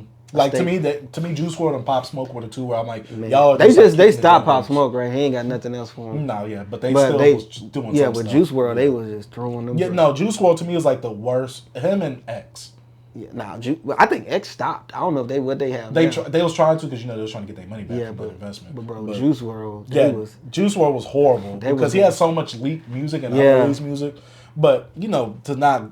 I feel like they can maybe be somewhat Mac Miller babies. Yeah, but what's so dope about Mac Miller is he has so much projects that still haven't been released yet. Because he has some with like Madlib. Oh, I hope that comes out. And because Madlib says he's gonna still release it. Yeah, he still have so much stuff he was working on with Dash, with Vince Staples, Schoolboy Q. You like Q on that hook? Yeah. So. With Mac Miller ain't it? Oh, yeah. Miller. So. I don't know, man. This album had me happy and sad at the same time. I listened to it this morning just to, like once. I couldn't listen to it twice. It's long. Yeah, this album's way. Man, it's something I really wanted to listen to, so I did it like 4 a.m. I was jamming this, bro. Because I get up really early, but even though I got to be at work till like 7 so, but I get up so early just to like. Sometimes I read. Sometimes I have to, You try to have feel like you do something. Before you just start your day, just go right in the work. Yeah. So, but yeah. I really enjoyed this. With my 30-year-old ears, I liked it more than when I was younger. Because when I was younger, I was like, it's too long. I'm trying to, I liked it, but I like it way more now. I'll be real. If I would have listened to this when it first came out, I wouldn't have liked this. Yeah. But now, as an older person and getting where Mac's come from, who he is, and like really is kind of like having a feel for what his music was, I do enjoy this project. I enjoy his lyricism on here. I'm not saying like he has the highest bar of lyricism or anything like that, but I enjoyed his writing. I enjoyed his production. I enjoyed most of the subject matter that he did present on here. Like I said, this album's like a cry for help, but it's like, yeah, dog, like, you know, I just want to unalive myself sometimes, but gotta keep going. Yeah. It felt like that the whole time. It's just like Mac Miller, you can see where, you know, where a lot of people are like, oh, he helped Vince Staples in his career. You can see where Vince Staples really gets into his nonchalant bag, like how Mac Miller does throughout this whole album. Because Mac Miller kind of has one tone throughout this whole album. While he does have some good flows here and there, he does have some good like rhyming schemes here and there. I'm not saying it's like on the level of MF Doom. I still think that it's good, especially for me not seeing Mac Miller as someone who's a lyrical, spiritual, miracle type guy. But he is very coherent. He is very aware of like his situation. He could definitely bring introspection. He definitely knows how to set the mood with his production. And I think this album is very cohesive in terms of like it has this similar sound and tone to where all the songs don't sound the same. But if you listen to this album like a second time, it's gonna kind of start meshing in with each other because the album is just way too long. It's just like, dog, like especially there's not a lot of features on here to break it up, so it does kind of get monotonous at times if you do replay this. To me, this doesn't have high replay value. It definitely has some songs to go back to here and there, but as a whole project, to me, this doesn't have high replay value because this album is way too long. Like 25 songs. It's long, man, and it's not like short songs. Yeah, and I'm not saying that this album is bad. It doesn't have bad songs, but just hearing that much Mac Miller, I'm just saying that for anybody, even my favorite rapper. I don't want to hear an hour and 25. I don't personally. I like the shorter albums. I like albums that are an hour, under an hour. Over an hour, you kind of pushing it for me. Yeah. But overall, this project is good. I'm not saying that it's a bad project. Yeah, it's good. To me, it's just the one thing that I had to give a knock is to the replay value and the length of the album itself. Yeah. But yeah, that's about it for Mac Miller. Faces, the 10-year anniversary. R.I.P. Mac Miller. R.I.P. Mac Miller. Let's talk about someone else from the blog era, B. Someone who had an album that recently turned 5 years old. Tyler, the Creator, Igor, came out May 17th, 2019. Man. I remember when this album dropped. I pre-ordered the vinyl. This was the first time I pre-ordered a vinyl of a special edition. Yeah, we both got the... hearing it. Yeah, I remember. Going into this album, I didn't know what to expect because I didn't hear Flower Boy. Yeah. I fell off of Tyler after like Cherry Bomb and Wolf. I went to this album. I'm like, all right, because we didn't really have any singles off of this one. No, when he was dropping little stuff, like little snippets and stuff like that. Oh, snippet, but we didn't have a full single. And so going into this album, I heard the first song, I'm like, this sounds different. And you know, I didn't hear Flower Boy, so I'm like, And so, he's all pitched up. His vocal inflection is a whole lot different from what he's doing. Ain't that Uzi? Sound, I thought that was Uzi. No, Uzi on something. That's played with Cardi. Is it? I thought that was Tyler. Because that means that Tyler's not on that song at all, then.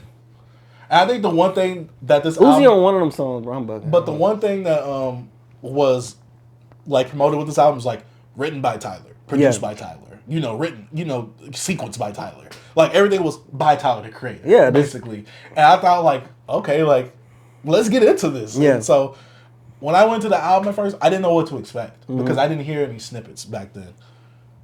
I love this album. Even 5 years later, I love this album.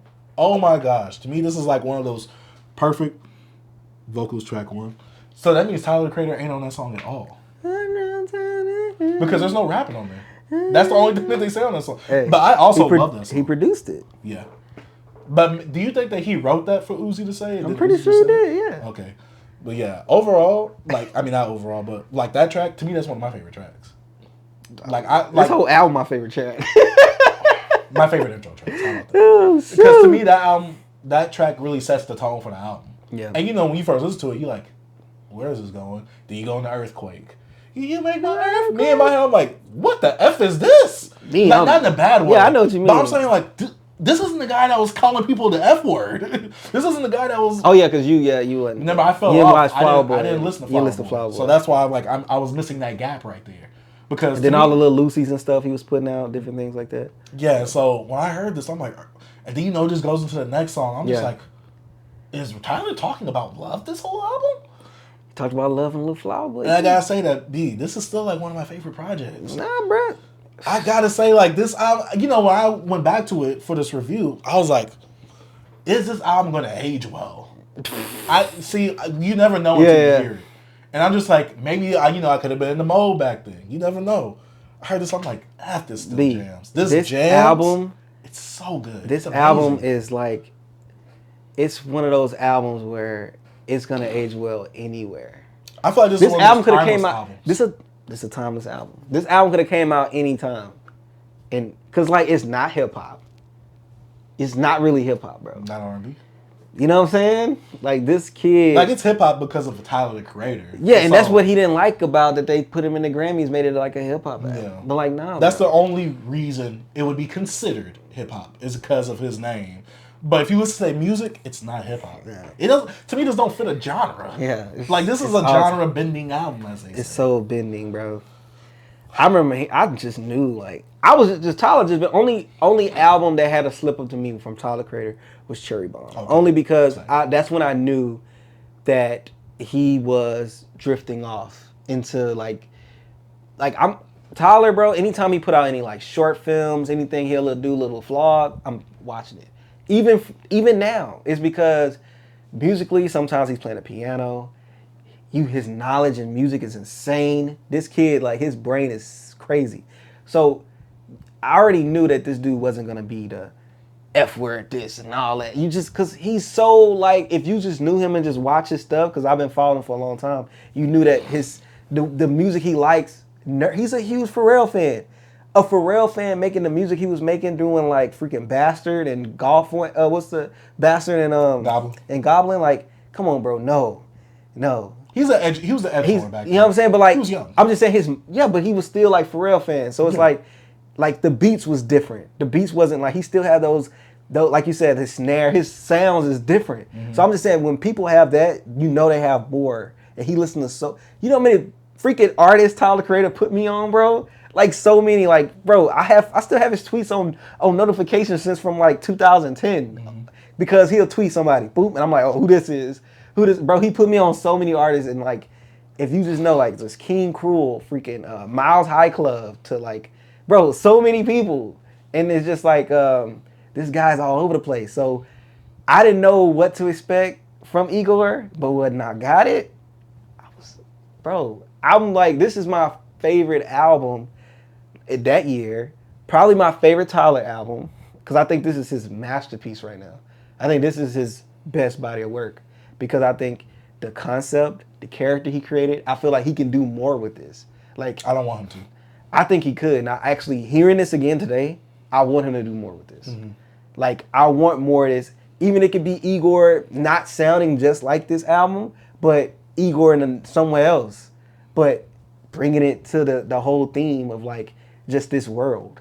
Like, I want more of this world. That's pretty much what I'm saying. It could be Igor, it could be Tagor, I don't know, Tiger, I don't know what he want to do. But I'm just saying, I need more of this. Like, I know he wanted to, like, get back into his rap stuff with his last album, which was a great album. But Igor, bro. Igor's amazing. It's amazing. It's like, you can't even skip it, bro. Like, you just play it. It's one of those albums you just play. Like, I don't want to be like, oh, my favorite track on here is the last track. Like, I love this. To me, when I say that, it's just, I love the whole album, but that last track is like my favorite. But like, oh my God. Like, re-listen to this album, B, I was like, how did I not play this that much no more? Mm-hmm. I played this album in 2019, 2020, and somehow I just stopped. Mm-hmm. And I'm like, I stopped playing this? D, I ran that joint back. Bro, I'm like. Yeah, I listen to this like every day. I say, bro, hold up. I said, when I drove over here, I'm like, let me play something else. Because I was going to play Igor, but I was like, I'll play J. Cole. But like, bro, like, come on.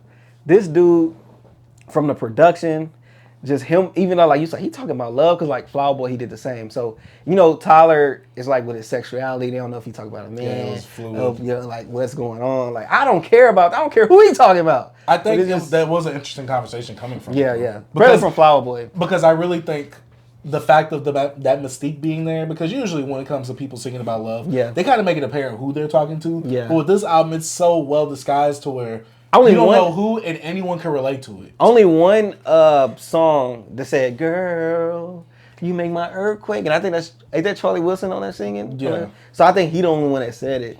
So like that's the only. And then the only thing that maybe, even though it doesn't really hint to it, when he was like, you like that other girl or something like that. Yeah, Or yeah. you like that guy or whatever. It's Yeah. It's just like, dang, even Because you still, don't know. Because you don't know. I don't know who that person is. Like, is that a Yeah. guy or a girl? Is that Yeah. a transsexual? Like, You just don't know. wow.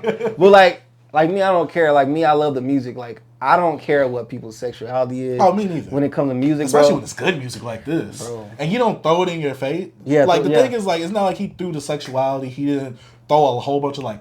I think he went this whole album without really talking about sex. Yeah. You went a whole love album without talking about sex. You talked about the emotions of jealousy, falling in love, not wanting to lose someone, you being jealous of, like, oh, they might like someone else, I want to take that person out. Like, the whole feeling of breaking up and, like, yo, can we still be friends? Like, is this really over? It's just a roller coaster of emotions of going through someone that you... And like someone, love them, and fall out of it. Like if you know about what happened like earlier this year with Jamal, Gerard Carmichael doing that, and then Jamal Carmichael is like he's introing out because I remember he freaking interviewed him for Flower Boy for the little Flower Boy thing and talking about the Flower Boy album, and like this dude's falling in love with Tyler Creator the whole time. Hey, you said this was an album about him? No, you know what Tyler said? No, I'm saying this is Jeremiah Carmichael's point of view. He was talking about Tyler the whole time. Bro, you saw what Tyler put on, like when he was at Coachella, he was like, man, y'all saw my friend trying to F me on live TV or whatever. He's like, bro, what's wrong with this man, bro? Hey, that's why Gerard Carmichael, I got a new wand. He's talking about Tyler, whoever he liked. Oh, bro. That's what he's talking about on this album. I'm telling you, this is Gerard Carmichael's album. Oh, bro. He wrote the whole thing. That's why he intro and outro. This is his perspective. No, bro. This album is amazing, man. Yeah, this album. This is what I might pull off the light in. Like, seriously. I might pull out the light jam for this, bro. Like, oh, my God. Bro. When this album came even out. Kanye had some vocals on Yeah, here. Kanye on here a little bit, bro. Like, hold on, bro. This album is like did we review it on the last project? On the last pick? I think we did, B. I'm gonna go back and find it, bro, because like we love this album, bro. Yeah, this album is way too good. This album is fantastic. This is and it's sweet, straight to the point. What, 39 minutes or something like that? 39 to 49. Yeah, oh, man. So good. High replay value. Man. Stellar production. Yes. Lyricism feels mature enough. Yes. Let me see. The features were well used on here. Like My Beautiful Dark Twisted Fantasy, he used them as an instrument. That's what I'm saying. That's why he was like, yo, produced by Kanye. I mean, by Tyler. Written by Tyler. It's performed by Tyler. Bro, it's like a movie. And then when you watch all the music videos, the character all over these different places and all this type of stuff, and it also brings back to like how he have this one character from Bastards and like Wolf Haley when he's hating on Slater or whatever like that. Like he always have these themes in his work. Like he always make these characters. This is Tyler and him. It's like these are separate worlds. Yeah, but all these characters could exist in the same universe. Facts. And like Igor was just a new character, but with some of the same elements that he pulled from some of his other projects, and was like, this is a different guy. So this is a different sound. Was this actually based on like just the concept of Igor, like the actual character? Like I think this is like Frankenstein's assistant who's like very ugly. It could be. Which is why it's like the blonde hair and all this. Well, stuff. yeah, and it's a reflection of like I feel ugly inside. Yeah. And the insecurities and things like that. Once I get what I do get, it doesn't really make me happy. Yeah, that could be it, man. I don't know, and I love the album cover. Like I don't the special edition vinyl one. Yeah, I like the original, the black, ugly like Tyler. All pink. Yeah. To me, it's just so simple. To me, it's straight to the point, and it's just like an ugly kid who's just going through the phase of love. Yeah. I really love this album, man. This To me, this is a certified BBC project for me. Hey, bro, this album is amazing. This gets the BBC stamp. Now, this is a 10. Yeah. Will this album age as a classic? Like overall in hip hop, or just as an album? Oh, to me, it's a classic already. Yeah, it's a classic. Because to me, this is one of those albums that we don't get nothing like this. And I don't think this could ever be emulated again. Only by Tyler it can be. But even then, I don't think Tyler wants to retread those steps, which I'm cool with. Yeah. I don't think he wants to because he's kind of doubling down with the estate sale when he made the bonus deluxe version or disc 2 version. He kind of mentioned like some stuff about the sexuality stuff, about all the guys he hit around. And if you watch the video, he was in that Flower Boy era. Mm-hmm. I just think he's indifferent. Do you think there could be a trilogy had with Flower Boy, Igor, and then something else? I don't know. I think Igor. Because I think he kind of. You listen to Flower Boy Nano, right? Yes. I listen to all his projects. Yeah. But I think the one thing with Tyler is that it's like he dibbles and dabbles with these characters, where he wants to actually make them a character and make skits with them and have their actual voice be heard, versus just creating the music for the soundtrack of that character. Oh, excuse me. Yeah, because to me, I think Tyler give off the vibe that he makes the beat first. Like, he makes the world first before. Like, with Igor, I feel like he found a sound. He was just like, hold up, I can do something with this. Mm-hmm. He give me that type of brain, that type of thinking of like, once he make the music, then he can go into like the character. Like, because, you know, songs, like I told you, like songs, for, like instruments make you feel a certain way, like something sounds. So it's like, maybe he made something up, like a beat or something, and he was just like, hold up, I got an idea. Mm-hmm. That's the type of brain I think he has. So maybe he's worked, because right now he's kind of been relatively quiet, you know, since the state thing, 2020. But also he had his little camp thing too. Yeah, camp, but he said, or was it Coachella? He was at Coachella. He haven't had camp. He haven't had that yet. Yeah, that since like Drake when he got booed off. No, he had it last year. Oh, he did. Okay. I think he have it every year, every 2 years. Oh, because Pink Panthers was that one, I think. Yeah. Yeah. But I'm talking about musically, he kind of been a little quiet. Yeah. Oh, yeah. So I wonder what he's working on, man. I'm really excited. I always check out a Tyler project, bro. Like, he's one of them guys that I will always be a fan of since I was 15 years old, 30 now. Mm-hmm. Dang, that's 15 years. The Block era was a while ago. Block era was like, what, 2008 to now? I mean, bro, Tyler Creator has been around for 15 years. Long. Dude, that's crazy. He's had one of those unexpected careers based off of what I was initially brought to him with. Man. I honestly thought that he was going to be a fad. I didn't. Want to know why? Well, I'm saying based off of numbers. It was crazy because this kid used to say stuff, bro. Like, he used to show these old, like, bro, he'll show like his old notebooks and stuff he used to write out. Like, he wanted a TV show. He wanted all this. He wanted to win a Grammy. He was always saying all this stuff. So I'm like, he don't want to be like this forever. I never thought he wanted. I'm like, bro, he's not gonna be like this forever. I'm saying this based off of my initial reaction. Yeah, bro. What you saying, I understand. Yeah. Like, but I'm just how I was like a fan. Like, I bought merch. I used to have freaking upside down stuff on my Vans. Like, I'm a skater kid. Like, I related to these guys. You know what I'm saying? So like, I'm on the blog every day, uploading. You know, OFG, I'm on there every day. I'm clicking up, like, what's a video come out?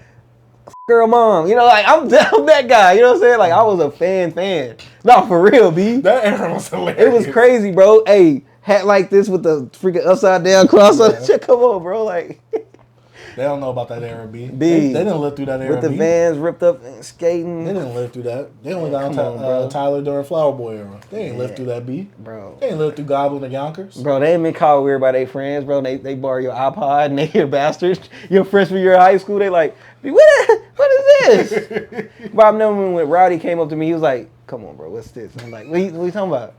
I thought you just listened to Lil Boosie. Bro, like, no, what's this? Yeah, Lil Boosie next to Tyler? Nah, bro, he'll do, when my boy Rowdy will do on my iPod, he'll borrow it and he hit shuffle. Because that's what iPods was for. Well, you know, iPod shuffle? Yeah, he'll hit the shuffle and just. You don't know nothing about that. Yeah. Bro that's played. ancient technology. Bro said, he said, Tevin, what is this? I said, hey, no, give me this back. It's like, what's up about you? Yeah, brother. Hey, what you doing with that? Like, don't go in that new folder. You can't hear this, bro. Come on, my bad, bro. But yeah. But overall, project was phenomenal. This was a timeless classic right here for me. Bro. This was such a great project from Tyler. And it's crazy because I feel like he could have multiple magnum opuses in his discography because this isn't really like a hip hop project. So you could count another project that he makes hip hop wise as one of his magnum opuses as well. And I know you can't have multiple, but I'm saying in different genres he could really like rank pretty highly. One thing I really appreciated by taking this break from this album and playing it, it felt like I listened to it for the first time again today. It felt like a breath of fresh air. It felt like a breath of fresh air, bro. Like, I was like, oh my God. Like, yo. This man, Tyler, bro, is insane, bro. His brain was and he's really, he's underappreciated in a way, bro. Yes. He is. He should be Big 3, bro. I told you, remember? I told you. Ain't he right outside the Big 3? He should be right outside the Big 3. But I just told you just the whole, his past and everything. Yeah, it's going to always hold him back. Yeah. Yeah, I think it's... B, do you think black people were really into Tyler like that? What, at the time? Yeah, man, made black kids be like, man. I'm talking about majority. Bro, who was majority black into somebody that's not big? Give me somebody. I'm talking about majority of black people. Are they into Tyler? Not, it's his majority fan base black. Oh, no. Obviously, there's white people. No, I thought that's what you were saying. I'm like, B, come on. No, I know white people's always going to be like the biggest demographic for someone, but I'm Mexicans saying... too. Huh? Like, for Houston music, Mexicans. Oh, yeah. But I'm saying majority of the black people are they into Tyler? Nah, Do you feel like there will ever be a point they can be? I think his last album was the only time that black people could really They listen to. won't want to listen to that either. Why, Tyler got to be talking some flipping the brick up, but it's a bit of lip up. Come on, B. Are you saying that he's white boy music? No, I'm not saying that because that man is very soulful. No, I'm saying it's just when you dabble in different production and you dabble in different subject matter, you scare black people away. You do. Like, bro, if Eminem was black, come on, bro. Yeah. Talking about killing your mom and all that.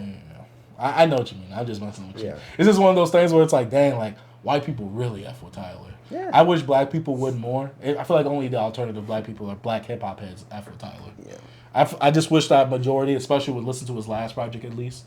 The one with What's Your Name on it, the steak sale. Yeah. And Call Me If You Get Lost and Igor. Yeah. I think those are Flower Boy and Up are perfect projects for people to come into. Yeah. Everything before them might get a little weird for you. You just gotta understand, like, you gotta understand, like, with black people, bro. Like, in some ways you could get us in some ways you can't. Because we have the ones that's in the box, they're gonna stay in the box. We don't want them. Let them stay there. But sometimes they come outside that box. Like, look, bro, black people didn't rock with no Childish Gambino. When Redbone dropped, black people like, whoo, my granny them. That's because it wasn't. They didn't know it was Childish. That's what I'm saying. They don't know who he is, and if they did know, they thought he was this corny kid. But when they hear Redbone, that's a brother right there with that soul. Bro, my girl when they were playing that, everybody, they like, bro, come on, it's ways you can get, bro. If Tyler put out like a Redbone, bro, they go like, who's this creator? Yeah. Who's this creator? Like, they go like, creator, Tyler, creator, who? What? Well, I'm telling you, bro. Oh man. They be like, hold up, he a new artist? Bro, man. That boy been here for years. Years, bro. I'm telling you. You got to put out something like that for like I'm telling you, bro. Childish Gambino put out Redbone, all black people was like, hold up. You saying they just put out a coon tune. Redbone ain't no cool. Bro, chill out. What? You gotta get the blacks in, B. Oh, man. You gotta put the chemicals in the chicken, B. You watch Black Dynamite, huh? With the malt liquor? Black Dynamite with Michael J. White? Yeah. Make the weenies little. That Cobra malt liquor. Classic. But speaking of another classic, let's go ahead and get into Ian, Valedictorian. Big E. Oh, Big man. Okay. He sent me this picture off of, I don't know, he sent it to me in the text. He said, for the pod? Yeah. Me? I was like, oh no. And it's the picture of Ian of the cover of Valedictorian. With that one meme? With the, I had to do it to him, bro. Whatever Whatever pose that is with the white preppy kid in the outfit or whatever. And it's Ian on the front cover. I don't know who Ian is, right? Yeah. The only time I've heard of Ian was when he shut down New York City to preview his. Oh, that's your first time hearing him? Like hearing about him? The Grand Slam song came into my recommended songs, and I was like, "What the f is this?" Yeah. Skip. I was like, "What the f?" I'm like, "Get this jiggle out of here." I think I heard about him a little bit last year, around like November, October-ish or something like that, but I didn't care. So, yeah, going into this project, I didn't know what to expect. I heard the Grand Slam song, but I had forgotten that song, and so going into this project, I saw it was like 10 tracks. Yeah. It was 19 minutes, bro. Like, yo, that's perfect. Like, huh? And then I looked at the intro track name, DJ Holiday intro. Me and my head, DJ Holiday. I'm like, from Gucci? Yeah. Blog era DJ Holiday? I listened to it. You know, DJ Holiday, you know. You notice he didn't say nigga? Like, he used to say, he didn't do it. Yeah, he didn't. And so it's funny because, you know, on his tag, Holiday Season. He says, in the yeah. You would hear the end and would cut right off. I was like, yo, I was dying, bro. Do what not to do on that. So I can't do that on the end. He's like, you dress white as heck, though. Yeah. And so my thing is this. When you go into this project, I didn't know what to expect. Especially with the album cover. I hear just super auto-tune, and I hear the intro to the track. I'm like, okay, this brings me back to some blog era trap. Then the bass hits. I'm like, this is literally blog era trap. This is Gucci Man. Yeah. This is like a C-rate Gucci Man happening right here. You know how big of a Gucci fan I am. Yeah. So I heard the first track. I'm like, all right, this was interesting. I'm like, let me go to the next track. Again. Yeah. C-rate Gucci Man trap song. I'm like, all right, maybe the whole album's like that. Maybe he's just doing a phase thing. Next song, I'm like, all right, I know where this is going. Yeah. I'm like, DJ Holiday intro, trap songs. I'm like, what the F am I listening to? It's just a new spin to it. Not even that, really. Yeah. I looked at the album, I'm like, he's rapping with a modern flow. He is appropriating trap music. How is he appropriating? B, you supposed to get the goddamn cosign.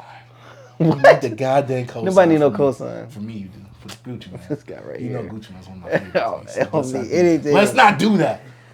But I heard this project, man. People talking about this hit top 10 on Apple Music, which really I'm just like, okay, what does that mean? It means a lot. It's Apple Music. A lot of people play music on Apple Music. You hit number one, that's pretty good. If I was number one, yes. If I'm number one, a top 10 in Apple Music, I'm happy.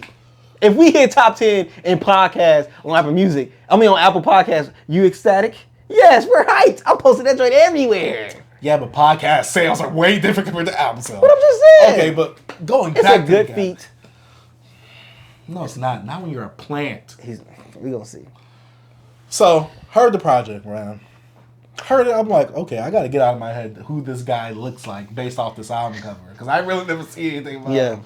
Because when I listen to the music, I'm like, this is not like the life he's living. I'm like, where's the work that you've been putting in? Like, there's no prior mixtapes to show me like, yo, you've been on your grind. Mm-hmm. You're this big already before a debut mixtape?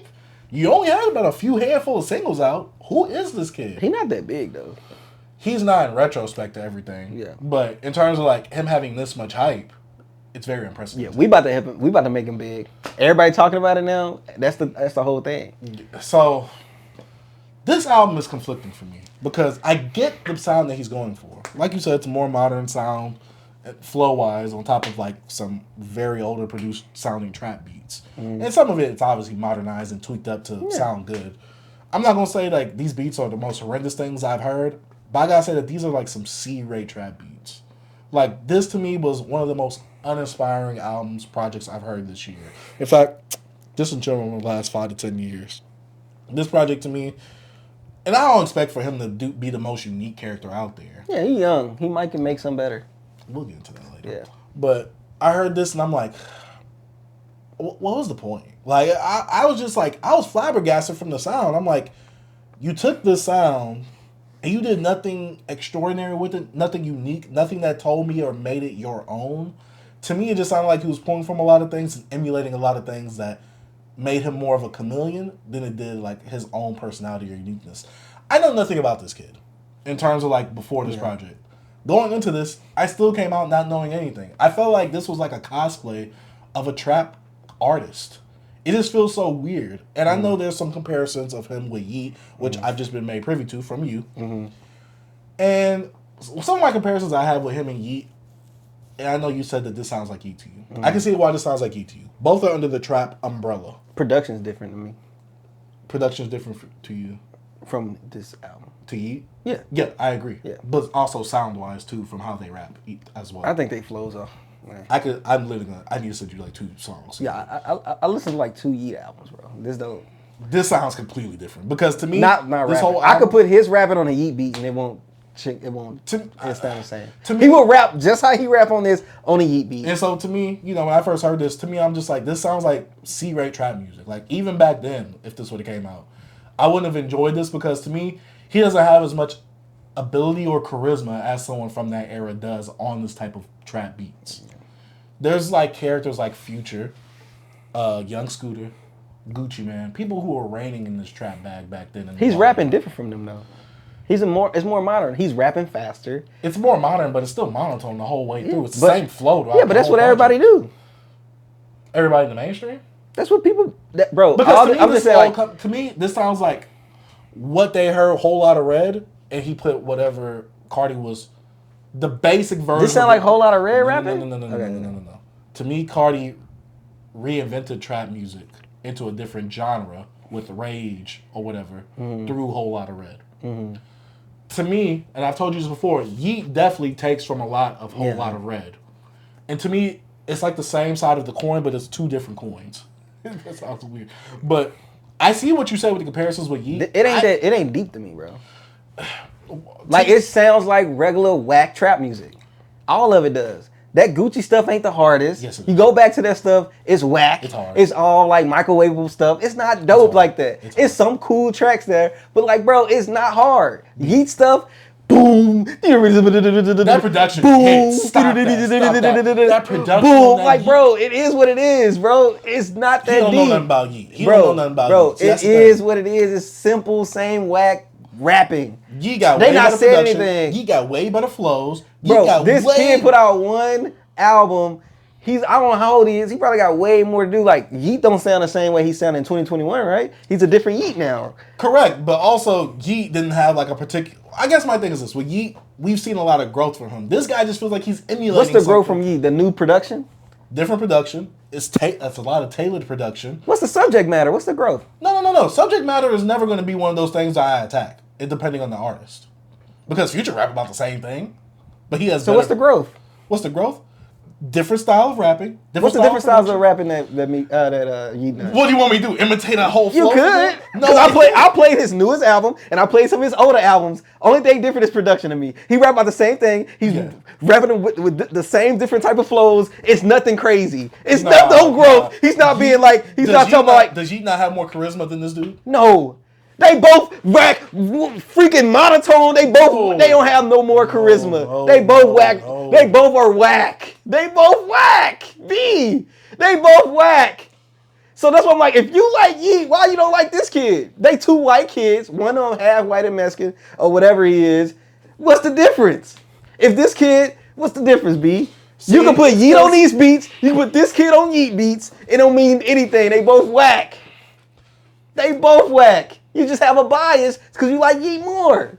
But they both the same. Same genre. That's why people comparing the two. It's the same crap. That's why I was trying to say. Style and sound. Like, yo, if I recommend you this, you'll be like, man, you probably should listen to Yeet. He's probably a better version of this. Would you say that? But I'm just saying it's the same thing. But I can't say better version. I feel like Yeet is just to you more talented. Yes. And he has a more distinct and unique sound. To you, though. To you. He has a way more unique sound than that goddamn Yeet. All the boom, count, little bell, bing. I'm like, bro, whack. The energies, the ad-libs. You could feel Yeet's influences because he wears them on his sleeve.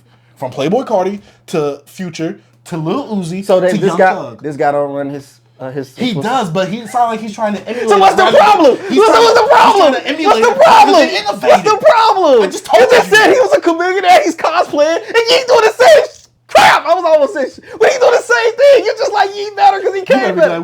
It's the same. It's the same thing, B. No, it's not. See, I know he listened to the Yeet project with both his ears closed. This is how I know this. Not the 2093, even though that was way more transformative on Yeet's sound. So don't even say it wasn't. Production. It's the only thing that changed. Yes, but Yeet's rapping style on that as well. He knew how to flow on them beats. Them beats are not that crazy, bro. They not that crazy to rap on. It's the same like trap stuff, just with a little more in the background. Like it's just some more stuff in the background. That's it. It ain't that crazy, bro. It's not. It's a futuristic sound. Man, get up out of here, bro. Y'all wanna have Yeet rap on an LP beat and let's see him some futuristic stuff. That ain't nothing, bro. It's nothing but freaking trap with like let's put some background noise on it. That's like you wanting to get banned on the Butch on the Yeet song. No, I'm just saying, if you talk about some futuristic stuff, like it's people that's making bing bong, bing, bing, bing, bing, bing, bing with crazy sounds. Rap off that, Yeet. Let's see how innovative and you ran your freaking what influences or whatever on your sleeve, cosplaying. That's all they doing is cosplaying. And you came here talking about this kid and say, like, the guy you praised doing the same crap. No, he's wearing do-rags and stuff and all this. Well, he got waves, do-rag, whatever he wearing on his head. A turban, bro. He ain't freaking Middle Eastern, bro. What are you appropriating? They all doing the same thing, B. Hold up. We didn't say that with Andre 3000 when he wore a turban. I don't care about no Andre 3000. You the one that bringing up this stuff. What are you talking about? Wow. I'm talking about Yeet right now. Okay, so hold up a second. Who do you think makes better music? Out of these two? Yes. They both make trash music. I didn't ask that. I said who makes better. None of them. B, you know what I'm asking. I can't say that because I'm not going back to none of this crap. See, he has his Mac Homie, his Boldy James, his Billy Woods. No, but look, my Ken Carson, my Destroy Lonely, and this is the dynamic of the BBC but look, I listen to different stuff too, though. B. Sometimes I'm jamming Lucky. I'm jamming freaking Young Nudie. I'm listening to freaking Pierre Bourne. I listen to other stuff too. I do too. That's what I'm saying. I know you do. So I'm like, you should understand it. I know this stuff too, and I know what's trash. And that stuff is trash, B. And I don't know. You have a favoritism. You do your little goat throating, your glazing to somebody else, and then you don't even understand. He gets the goated. No, B. He gets glazed from me. Did you like Yeet when you first heard him? Be honest. When I first heard him? Yeah. I thought it was all right. and then you listen to him more. Yeah. You're I heard that bell. This boy gonna like Ian in like a few weeks. You gonna hold up, man? That's kind of hard. You rubbed me the wrong way. This is a bad first impression. It's because he's white, bro. No, it's not. Because I like Yeet. I like Mac Miller. But they different. Well, Mac Miller's different. I like Yeet. He has a little Mexican in him. See, when I bring up white people, Bro, if you switch Ian, if Ian made the music Yeet made, and he had that like Ian. But that's Yeet though. That's not Ian sound. That's Yeet sound. You would like Ian, bro. I'm just saying, how you gonna tell me? Yeah, if I switch Ian with Yeet, duh, I like Ian because he's making the sound instead of Yeet. Even Yeet now starting to beef with Ian. Right, you stealing my sauce? Yeah, he's like, give me my sauce. Give me my. I thought he didn't sound like him. The auto-tune. I told you the auto-tune does sound similar. The actual auto-tune pitch itself sounds very similar. To me, that's the only thing that sounds I saw his tweet said 2 whites that try to sound like black, sound like sauce. Oh, yeah. I'm like, what? Oh, yeah. I'm like, how does he sound black? I'm talking about like the rapping. All his influences you named that he's wearing on his sleeve? Yeah. You ain't know no white man. Huh? What white man you named? What other No. How he sound like a black man? I just told you how. You name, not vocally, but I'm talking about what is he imitating? His cosplaying, right? He cosplaying well, right? Can he not be inspired from the? Oh no! You just said Ian couldn't. B. Oh, what is this, B? What is one thing with Yeet? Bias. Wait! Stop! Because this is the difference between Yeet and Ian. With Ian, I see what he looked like. Your opinion. I'm talking about my introduction, so it's not my opinion. Okay, go. Okay. Negro. Oh, your opinion. No, it's not. It's okay, keep going. Keep going. You're going to your experience to your opinion. Come on. Keep going. No, stop. Yes. Stop. So look, when I first heard Yeet music, I didn't know what he was. I thought it was TikTok music. You know what I'm saying? And I heard it, and I saw a picture of Yeet, but I couldn't really see the skin tone because it was dark. So I'm like, I don't know what he is. I've always had this little thing where it's like, I don't know what a rapper is ever since Nav happened. Yeah. I don't know what it is until I see them in the music video. I saw Yeet in the music video. I'm like, oh, dude's Hispanic or white. I don't know. I saw like 1 or 2 interviews. That's it. And I heard him talk. You can tell kind of where he's from and who he grew up around. He's a big druggie or whatever, or at least claims to be somewhat. And so with Ian, I seen him before I heard him. And that's what put the notion in my head. Cause I'm like, and then when you do more research on him, I'm not saying like you got to be from the hood. Because Heat's not saying like, oh, I'm from the hood. Like, I come from the roughest part of my city. It's the fact of like, to me, would you consider this trap music? Because my argument when it comes to trap music is the sound and the lyrics have to match each other for it to be trap music. What do you consider trap music? I don't know. Trap music been all over the place, bro. I actually don't know because these kids calling some stuff trap, and I'm like, is this trap? This is too late trap. Yeah, that's what I'm saying. I don't know, bro. I actually don't know what trap is. The definition of trap, what I thought was like Southern rappers, old guys like T.I., Jeezy, Gucci. That was like the trap sound. ATL. What's his name? Shawty Low, and all them guys. And what's the ATL Jacob? Not ATL Jacob. That's a producer. No, it's a producer. I'm trying to think of. Sonny Digital? No, the guy that was they used to be with Jeezy and T.I. What's T.I. producer? Shawty Red. Yeah, Shawty Red. Like all that was trap to me growing up. That's what I thought was trap music. This new trap stuff, like Future's trap, But Future also, he held the older trap style too as well. Yeah, I'm just saying, but they're like trap to me. That's what I think is trap. But the whole what Ian doing, he grabbing like trap influences with some of the production. What Yeet not doing? Not trap influences. It's straight like trap. Yeah, but what Yeet doing?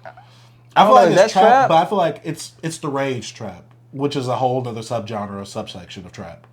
Yeah, but Party never was like trap to me. Even in his earlier stuff, he was more that SoundCloud plug beats and stuff. I agree. I would consider. I think I consider Die Lit more trap than Playboi Carti's self-titled. I don't think so. In terms of with the whole hi-hats and stuff like that, if you want to consider it like that. I don't know. I just don't know what trap has elevated. It's not the same no more. All right. So I don't know. I feel like trap has lost the essence of what it truly was. And I feel like the last people that's really kind of held on to it is a Future. Yeah. To me, that's it. I feel like Cardi, what he's doing now, a lot of people say it's one of the best trap albums, Whole Lotta Red. While I see some of the trap elements in there. It's not a trap album. I see some of the trap elements in there. Yeah. I'm not saying it's a trap album. Yeah. I'm just talking for people. I will say, and people consider rage as a subsection of trap Yeah. now. I get why, especially with people like Ken Carson, who was an artist under Playboy Cardi, who makes music with Southside or 808 Mafia, whatever. Yeah. These dudes on here singing melodically and all this stuff. Like, it don't sound like trap. I agree. Yeah. I see the trap elements. That's why a lot of people do. Ian sound more trap than these guys. Why I agree. Yeah. That's why a lot of this sounds, that's why I called it a subsection of rage. Yeah. Because I don't consider it trap. Yeah. So if I'm saying rage music, that's like the Destroy Lonelys, the Yeats, the They don't even sound like rage. No, that's what they term it now. Yeah. Just like I told you how Summers and all them was underground or Plug and B or whatever. We got to realize that some of the terms that we consider, we got to give them like those terms. Underground is the only one I'm not giving up. Yeah. And trap is the one I'm not giving up because they've made a subsection. Because I remember like underground trap was like Puya, Fat Nick, and all them guys. Like, this isn't necessarily underground trap, even though some people consider Carson and Destroy Lonely underground. Yeah. Because they're not as big as like a Gucci Man or a Playboy Cardi. But when it comes to Ian, he has a traditional trap sound. I'm not gonna lie to you guys when I say that. He has a traditional trap sound. To me, it just sounds like C-rate trap music. Like, is it because his look don't affect the trap? So no. So I did like 3 or 4 listens of this project because this project is pretty short. So it's easy to get into this. The more I listen to it, the more I'm like, this is kind of monotonous. Especially when I told you I went back to some older Gucci Man. I'm like, with Gucci Man, there's a lot more personality with it. With a lot of people like Future back then, with Streets is Calling, or not Monster, but Streets is Calling. The True Story. Yeah. Young Scooter, going back to listening to some of that stuff because I had some of that stuff on shuffle this weekend just to like be like, let me make sure like I'm kind of getting my facts straight on this. Not my facts, but like my ear straight on this. And to me, these trap beats are very subpar, especially compared to those older trap beats. And these trap beats that Ian has are trying to go for that sound. I get it, and this is a more modernized version. Yeah. But to me, these sound dated, and it don't sound like it's trying to innovate, which it doesn't have to. But it doesn't even sound like good grade A trap music. Yeah, but maybe he's trying to find his sound. And I give him grace to grow as an artist. I'm speaking from this and all the hype that he's garnered so far.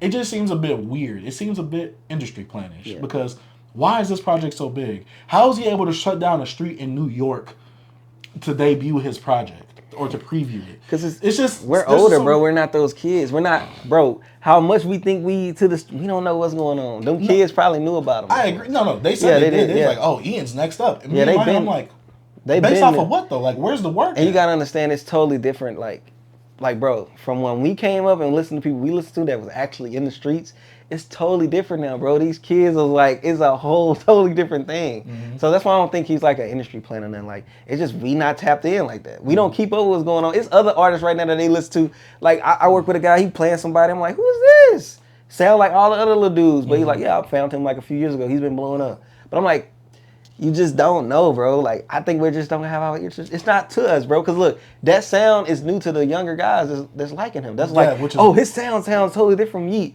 I'm liking this guy. You got to think, this dude's probably like 19, 20. I'm 30, you finna be 30 but I guess soon. my thing is this, right? I hate when people are saying, oh, this is like so new and so original. It's not. Yeah, it's not. And it's all right for you to think that. But let's get our facts straight. It's like when that guy said the Kendrick stuff like, oh, this is a new subgenre that he's created, horrorcore. Yeah, but you gotta understand, a lot of these dudes, bro, they just don't know. You gotta give them grace, bro. They don't know, bro. Like, it's stuff that when you didn't know certain things, it was like, yo, B, nah, look at this. But I wouldn't make certain claims like that. Like, this person invented, or this is the most original thing I've heard. It's Twitter, though. They say anything. People just type. Twitter, TikTok, God dang it. That's the only bad thing about social media. Some people don't want to do the due diligence and do the research and look back. Cause I'm just like, there's better trap music that sounds just like this. And they probably wouldn't like it though, B. It does sound dated now. Yeah. Because you gotta think about it. You don't like to go back and listen to some old songs. Sound dusty to you. They probably listen to Gucci and like, ew. But me and you grew up in the same yeah, I know, but I like that stuff. But it's some people in the age group that will like it. And some people that won't. Majority probably won't. Because like, bro, when I go back and listen to Gucci stuff, some stuff, I'm like, skip. You be listening to this on his speakers in the house. Skip. All right. That's too many skips. And Gucci, he still be sounding the same like a mother effer. Bro put out like 200 mixtapes, and you don't think all them things gonna sound the same? Oh, ain't this so-and-so mix? Bro, none of his mixtapes sound differently from another one. Like, oh, I know exactly what this would come from. Bro, I could play a Lucy. You better be glad we don't have a studio. Yeah, for this bro. podcast. Hey, This bro. is an apartment. Bro, I could put a Lucy out and people like, hold up, what mixtape that was on? I'll play another one like, was these on the... You wouldn't know. Same. It's crazy production, bro. You hear the DJ screaming and Gucci come, and then that's how you know they, bro. It could be on anything, B. It's not nothing different, bro. Like, bro, you gotta go back, bro. You have a revisionist history, bro. Like, these dudes wasn't crazy like that, bro. Like, I go back and I was like, bro, why was we really crazy about this stuff at the time? It was good. Nah, it's not. And good. it was flooding the streets. It was feeding the streets. Nah, bro, they fed them too much. Lex Luger like when you and go all back to that? like Master P, Beethoven? you go back to Master P and them stuff. You be like, ew, bro. Like people was really crazy over this stuff whack, bro. Well, yeah, compared to now, but I can see. But see, that's the thing. You always know. I've always said I can see the appeal of it, though. Yeah.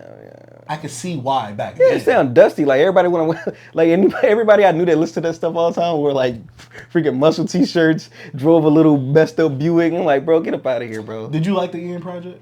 Nah, I ain't like this crap. Why not? I ain't like it. It's just not for me. I thought it was whack. I didn't bob my head at once. I even listened to all his other stuff. I drove in my Jeep like this. Did you have it turned up all the way? Hey, I have this setting on my car when I drive fast to turn up. I drove a little fast, but it didn't make me nod my head or nothing. I'm like, this is not for me, bro. I'm too old for this. It just didn't appeal to me. It's some Yeet songs I like. So my thing is this, right? I can see this appealing to the younger generation. Yeah, it's not for me, bro. But people our age that have experienced the blog era, not in totality, obviously, because I think that's impossible. I think they would enjoy this. I didn't, and I liked some old Gucci stuff, yeah, but I'm not going back to all them stuff. That's Well, I'm not telling you to go back to it all. I know that Gucci the is Blueprint oversaturated. 3D. All right, dog. See now you being disrespectful. No pen, no pad. Hey, that's Yeah, classic most mixtape. definitely You better no. stop that. No, definitely no pen, no pad. You had to tell us that. It could have been no pen, no pad. 200. How does go from and they all would be the Ian Slam same to Gucci thing, Slam? bro. This is crazy right now. This is crazy right now. Because you got to think about it, bro.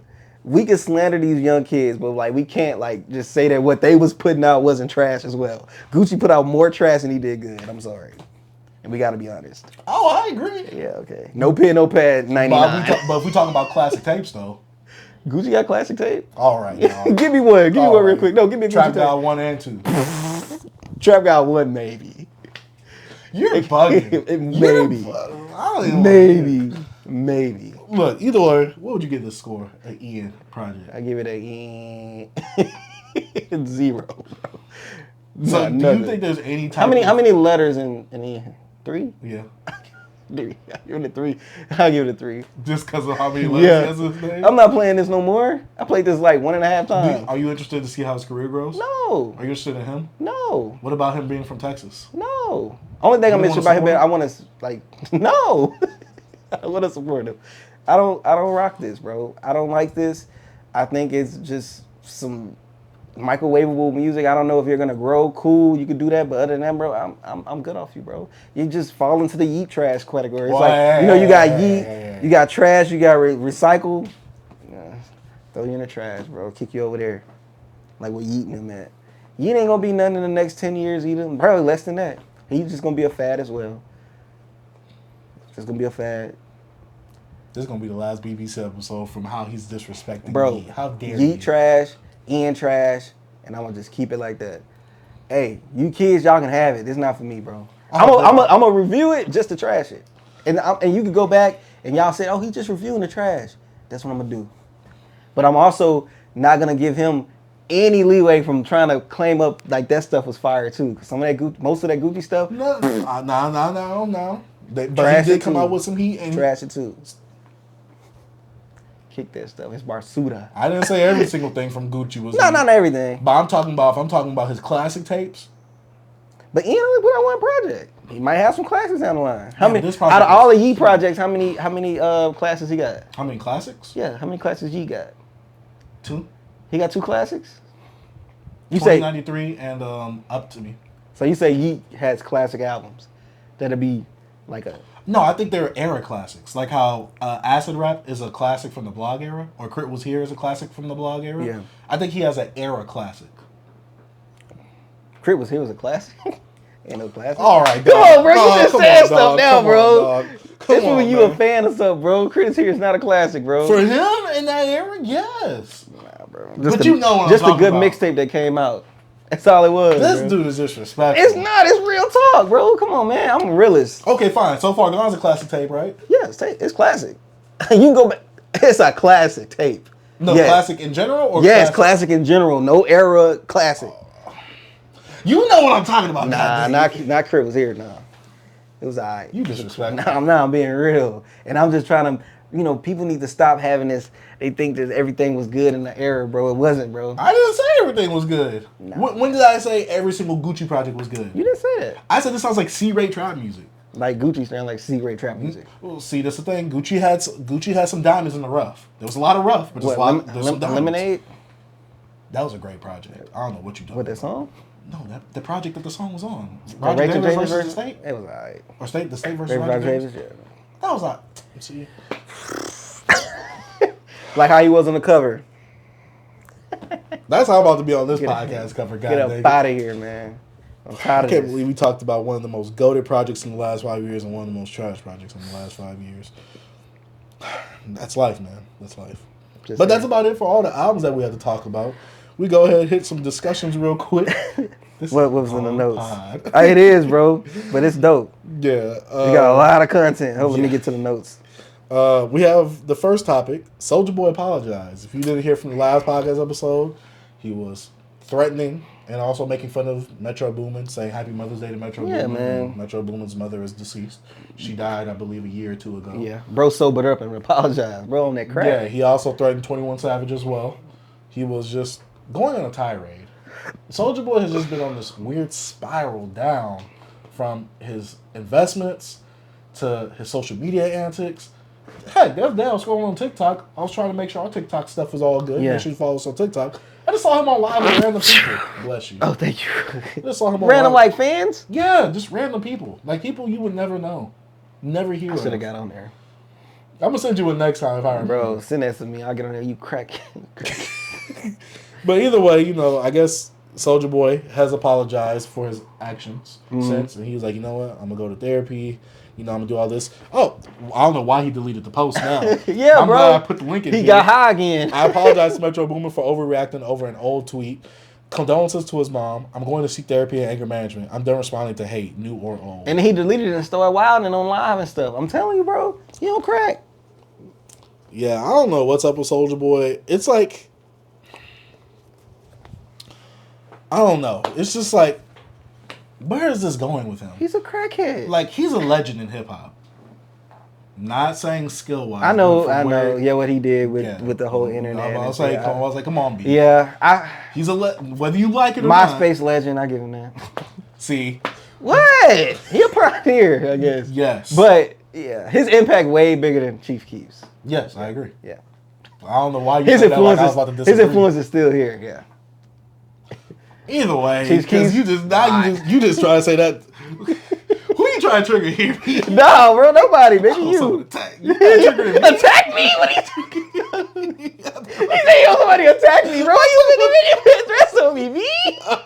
We family. Somebody attack me? What, the comments? What? Okay.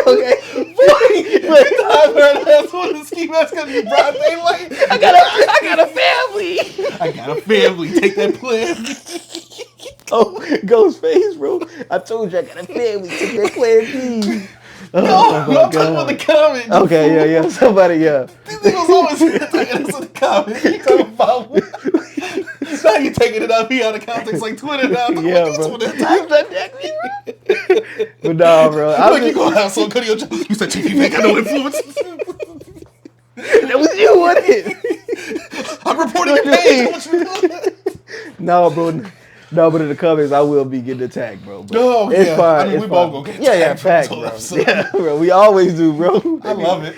I love it, bro. I can't. I be wanting to like reply to everything, but I can't. I had to pick and choose. And he got a family. Yeah, bro. Me, I be in the trenches. It was so Pow, pow. funny. I was telling my girl, I was like, Chase just be shooting. I said, look at me, freaking going on family outings. I'm at the park and I just see you over here skipping with your family head in hand. I'm over here, pow, pow, pow. Bro popping everybody. I was like, damn. I say, bro, I looked at the TikTok comment. I'm like, reply. I was like, bro, it's going ham right now, bro. I'm at Chipotle. Can I get a little extra chicken in my bowl? Yeah, give me a little extra chicken. You know, give me some guac. Nah, no guac.